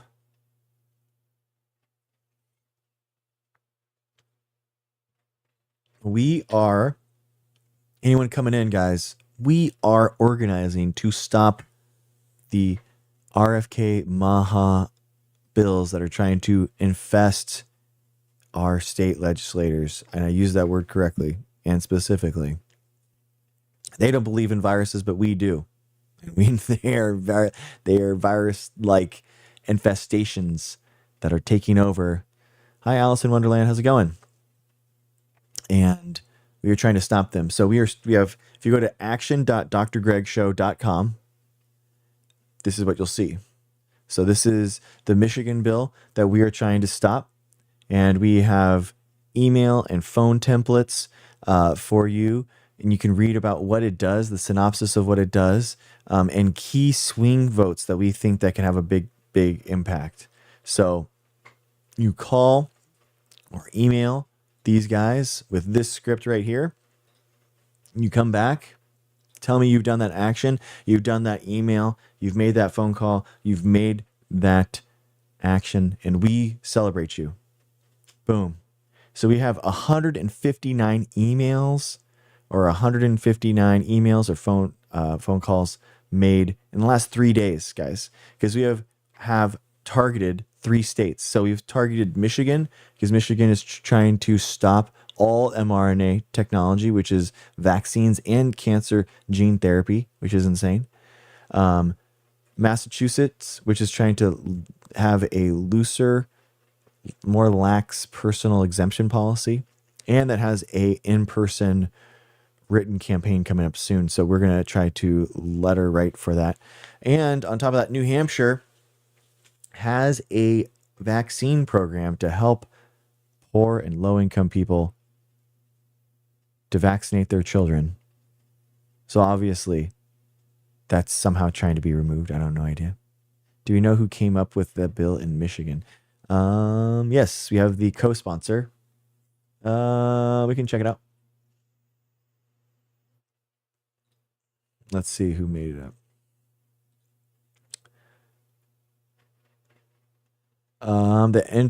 The person is Representative Brad Pickett. Maybe he's paid for by Big Virus.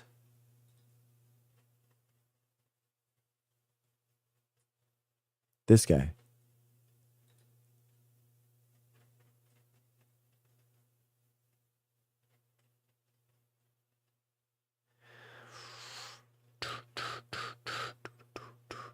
Okay.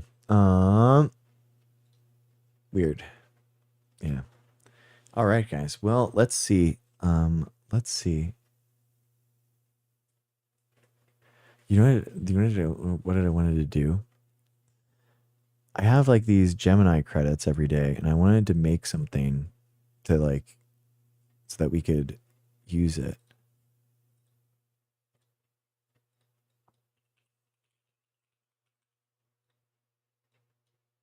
Let's see. Good evening, Laura. I know, Kathleen.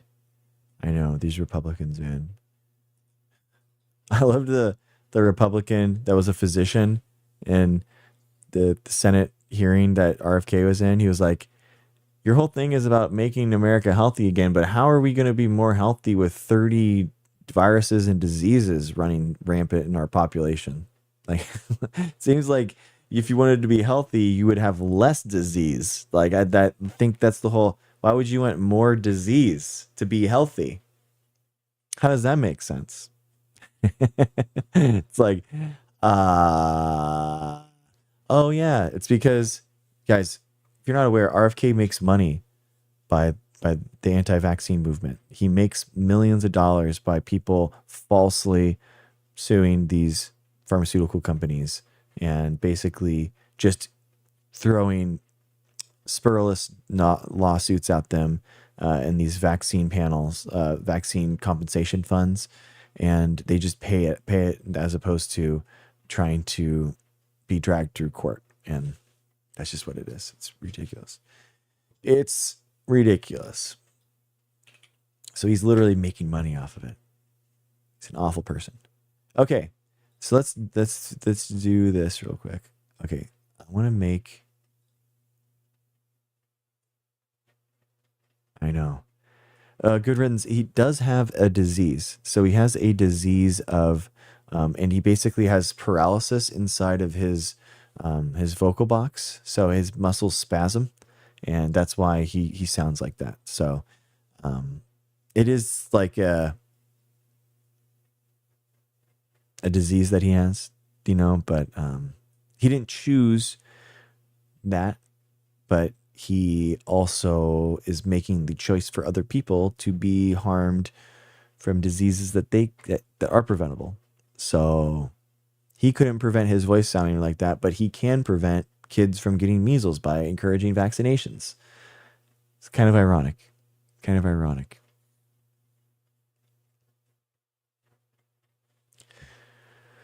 Okay, so I was thinking for tonight.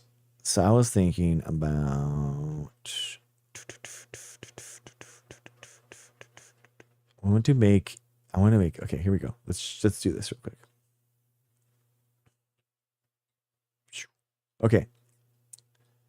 I want to make.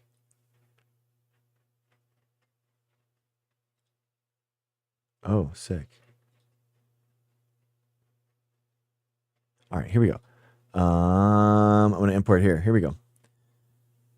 I want to make a satire poster that is in the guise of being on the side of viruses in terms of vaccines. So a lot of anti-vaxxers are indirectly promoting the proliferation of viruses, and this poster would be in the guise of say yes to viruses, say no to vaccines.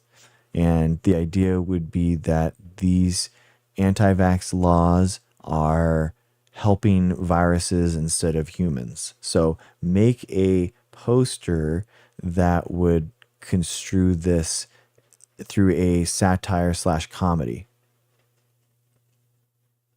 Okay, let's see what happens. Let's see what happens here. Okay, let's see how it happens. Okay, here we go.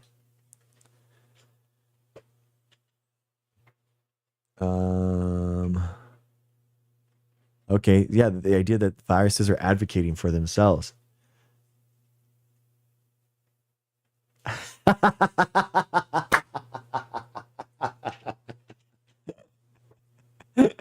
Yes, this is exactly what, yes, this is exactly what I was talking about. Say yes. Official partners, anti-vax laws. Yes. This is exactly what I was talking about.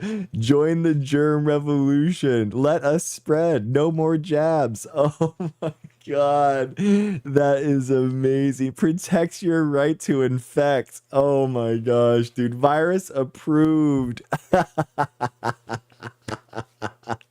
King Germ. Oh my God, guys. This is so good. Oh, I love it. Okay. Guys, so all of our stuff is always in media to share. Okay, so we always put it there. Oh my God, this is so funny, dude. That is so funny. I love this so much.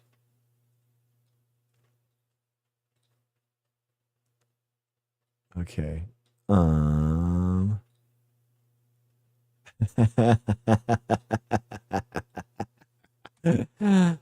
my God, dude. Okay, this is posters. King Germ. Okay, that's awesome, dude. That is so funny. Dude, that is so good. Okay, so it's always in media to share, guys. So we made videos of these, and then we also have posters up there. So you can guys, you can take these and post them wherever you want. So this is, whatever you want. So join the Discord. It's in the Discord in the media to share stuff. So hilarious. Okay, so now let's create a video of that. Selecting this tool will start a new chat. Don't ask me again. New chat. Okay. Create a video. Okay. Create a video out of this poster. Make it the most exciting in the first 3 seconds to encourage virality on social media. All right. Boom. Here we go, guys. Let's see what happens. I'm so excited.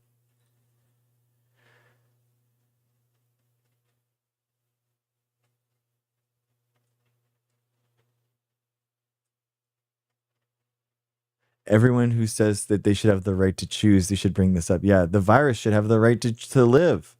Exactly. Say yes to viruses. Hi, Rapture. We are making some viral content. Literally, some pro-viral content. So...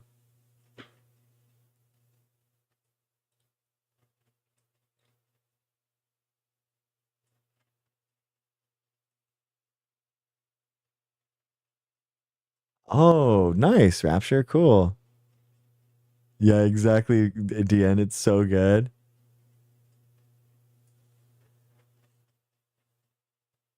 All right, guys. Oh, man. I love it. All right, I gotta go in. I know, yes. Yeah. This is so like, because it's like, I just, this image of like, them protecting viruses over human life, and so I wanted, yeah, I just wanted to do that. Oh, Rapture, you're going live?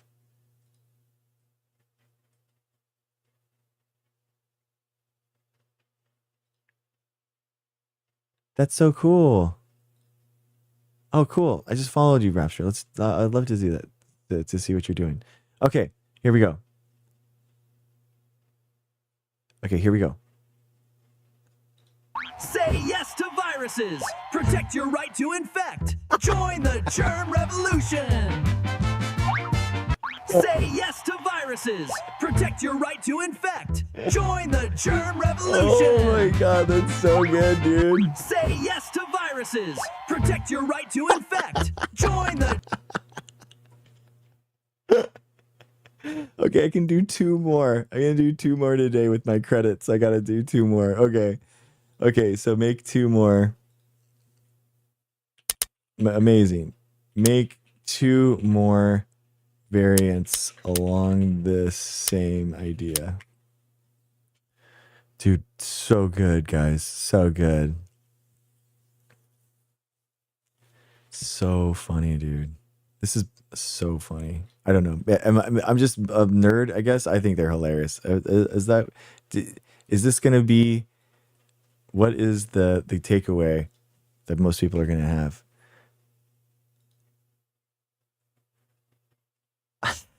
Oh my God, this is so good, dude. Religious exemption, the virus's best friend.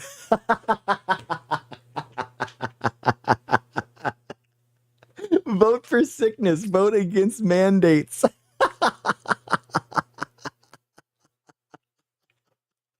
Oh my God, dude.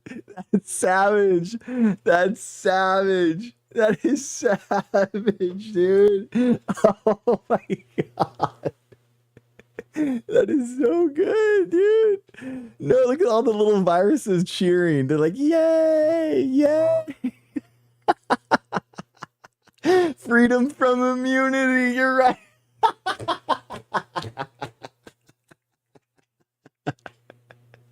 Oh man, this is fire. This is absolute fire, dude. No way. Okay, what's the second one? Open for infection, travel the virus way, no jabs, no barriers, no health checks, explore new symptoms, infect new frontiers. Oh my God, dude. These are amazing. Oh my God, dude. Travel the virus way. Dude, what is going on? No jabs, no berries. Oh yeah. You're right. Yeah, you're right. I was gonna say there's less spelling errors.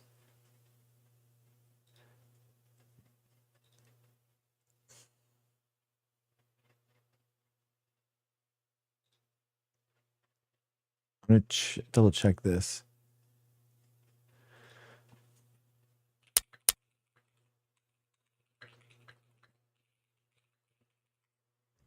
Okay, checking.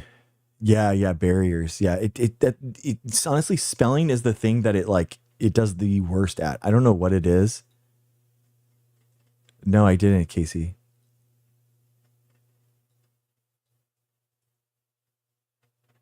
Viruses. Democracy for disease. Ballot of the bacteria. This is less funny. Your freedom to spread. No health tyranny. No isolation. Proudly unprotected. Live free, get sick. Embrace all pathogens. Natural immunity. A virus-friendly lifestyle. Oh my gosh. Proudly unprotected. Live free, get sick. Join the untombed generation. What?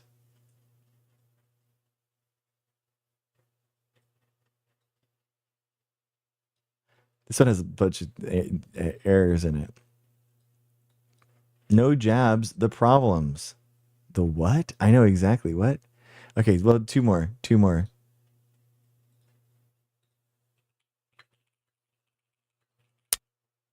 Yeah, entombed? Yeah, exactly. I don't understand.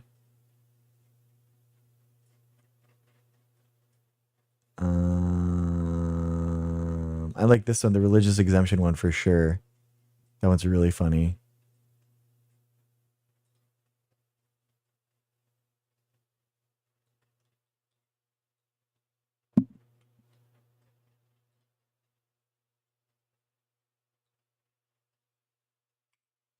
Yeah, entombed. Yeah, it's like it. I don't know what it is, but spelling is like the thing that it gets wrong the most. It's really weird. Your country needs you. Enlist today. Report for duty. Infect and conquer. Is that a joke? NEEDS? Is EDS? Needs you?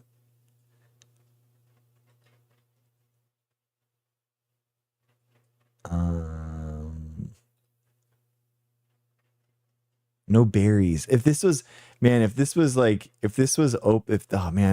wish that it was better. Okay, three more variants. Go. Okay, you know what I'm going to do? A different concept. concept, different idea.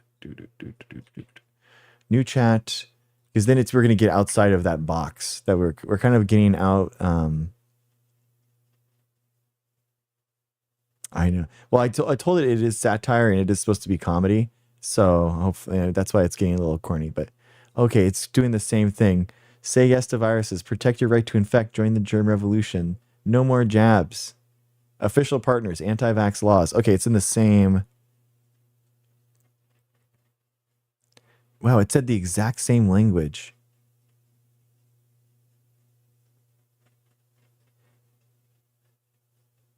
Wow, it does the exact same thing. That's crazy. Let's do a new chat. I like the corniness too. Yeah, it's true. But it's doing the exact same satire thing.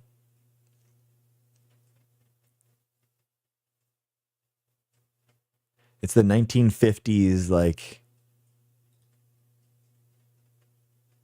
say no. Join the drug revolution. Our freedom depend you. Anti-vax laws, our best ally. Okay, yeah, this one's pretty good.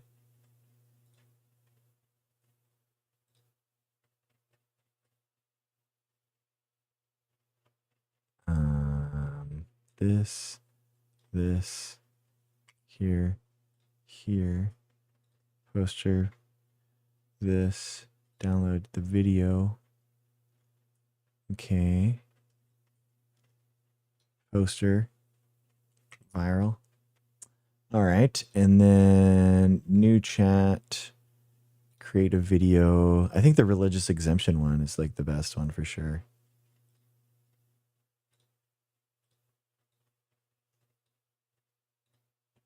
Video of this.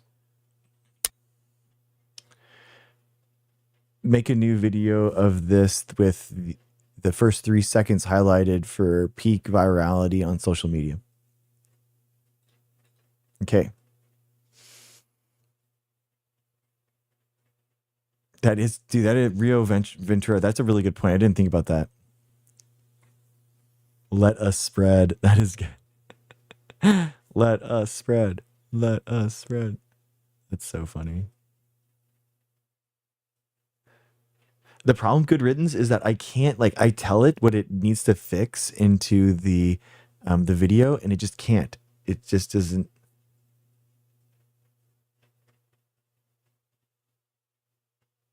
I can't add new wording. It doesn't allow me to fix it. I don't know why. Like, I just go round and round and round. Oh, hi. Hi, Greg. How's it going?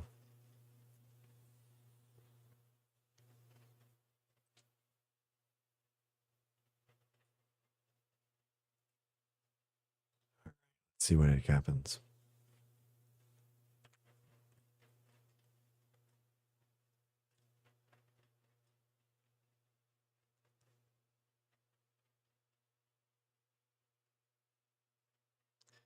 Oh, I know what I'm going to do.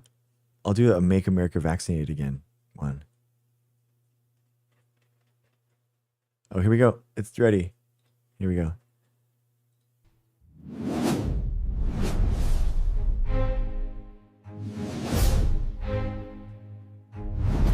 Huh? Oh, this one's so bad. The virus's best friend, lure. What? Oh, this one's not good at all. That sucks. All right. We'll just do the last video credit that I have for the day. Create a video. Generate one more video. That's frustrating. Well. Save image.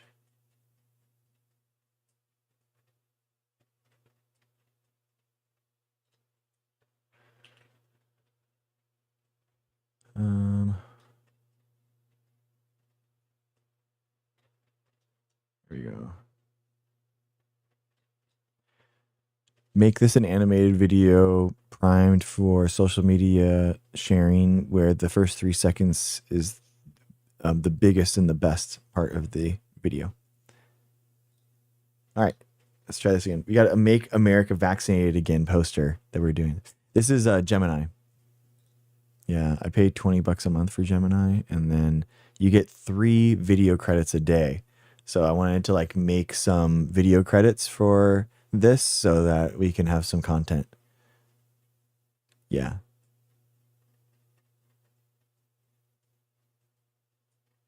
What's a viru?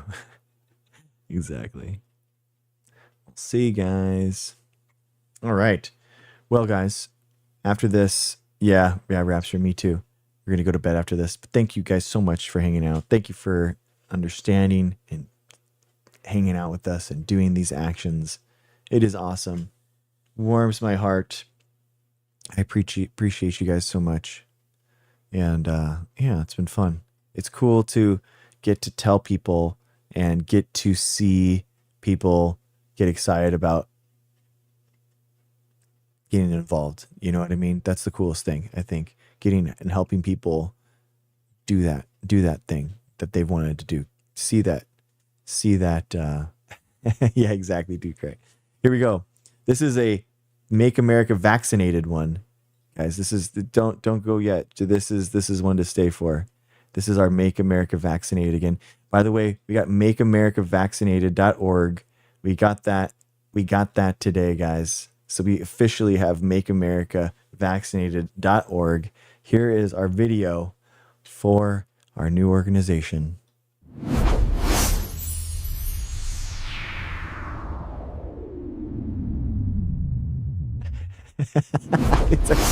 What? I love that it just goes back and then forward. Like, what is that? That's it. All right. I love it. Okay, it's easy. It's clean. I think it's really clean. You know what I mean? It's easy. It's clean, beautiful, flowing, like really simple. I like it. Exactly. I like it. Dude, there's some fire ones, guys. If you haven't, you're on the Discord, you're missing out. The best one that I think that we have so far is this one right here. This one is seriously just incredible, dude. Here we go. This one. This one's my favorite. This one's absolutely fire. America Ingenuity Triumphs. I love that Lady Liberty. And here's the video.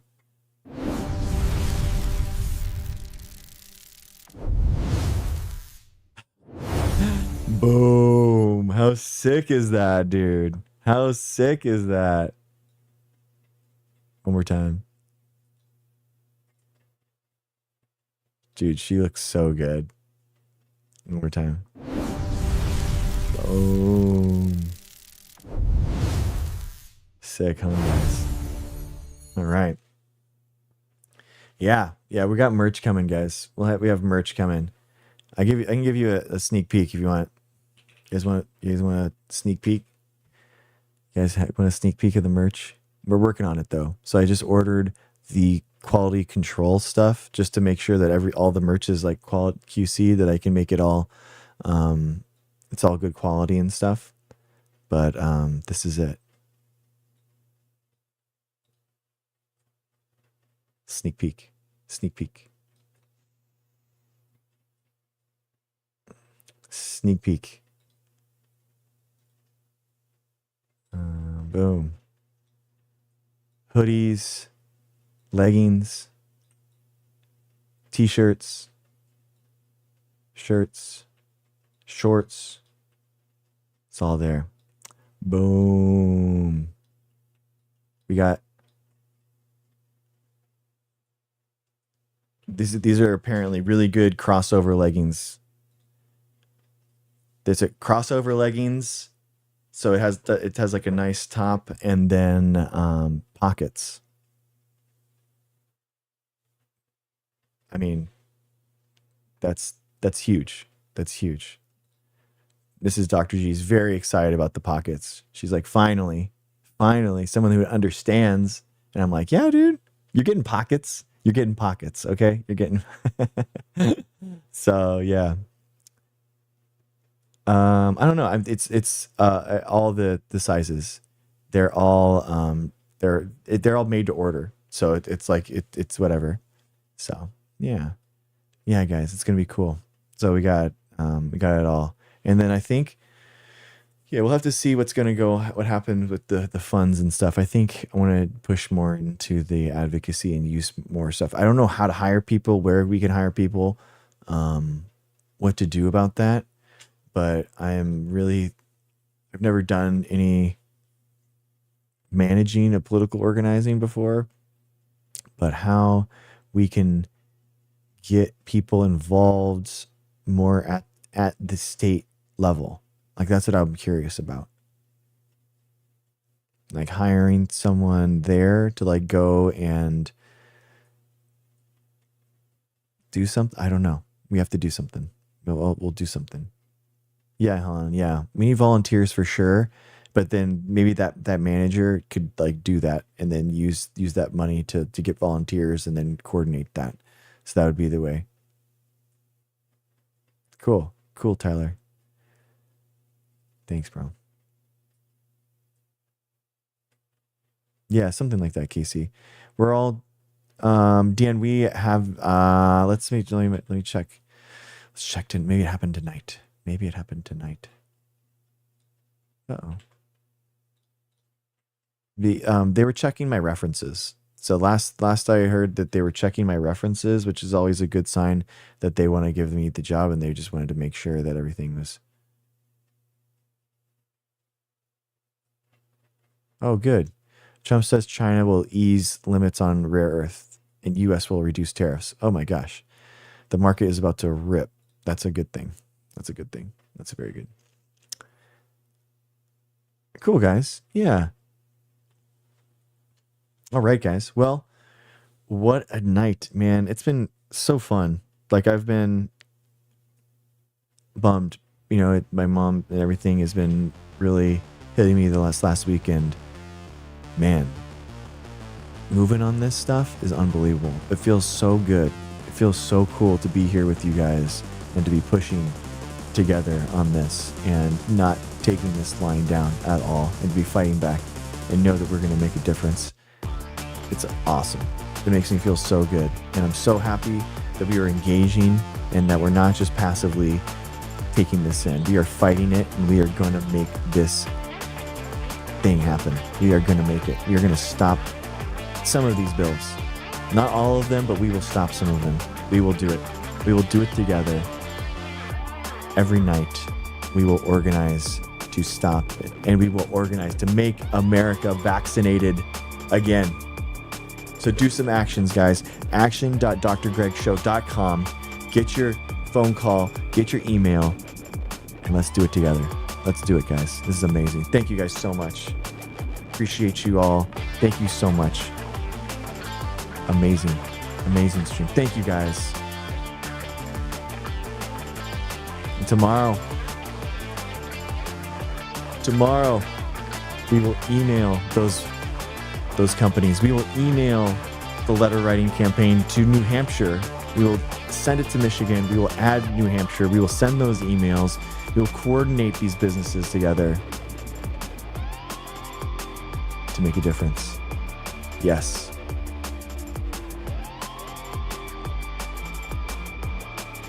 Because we will make America vaccinated again. That's what we'll do. See ya. Have a good night. See ya. Bye. Have a good one. See ya. Let's do this. Do it together. Let's do it. All right. YouTube. Twitch. Huge Twitch day. First raid on Twitch. First raid happened today. Feels good. Hey, love you guys. See ya. Peace.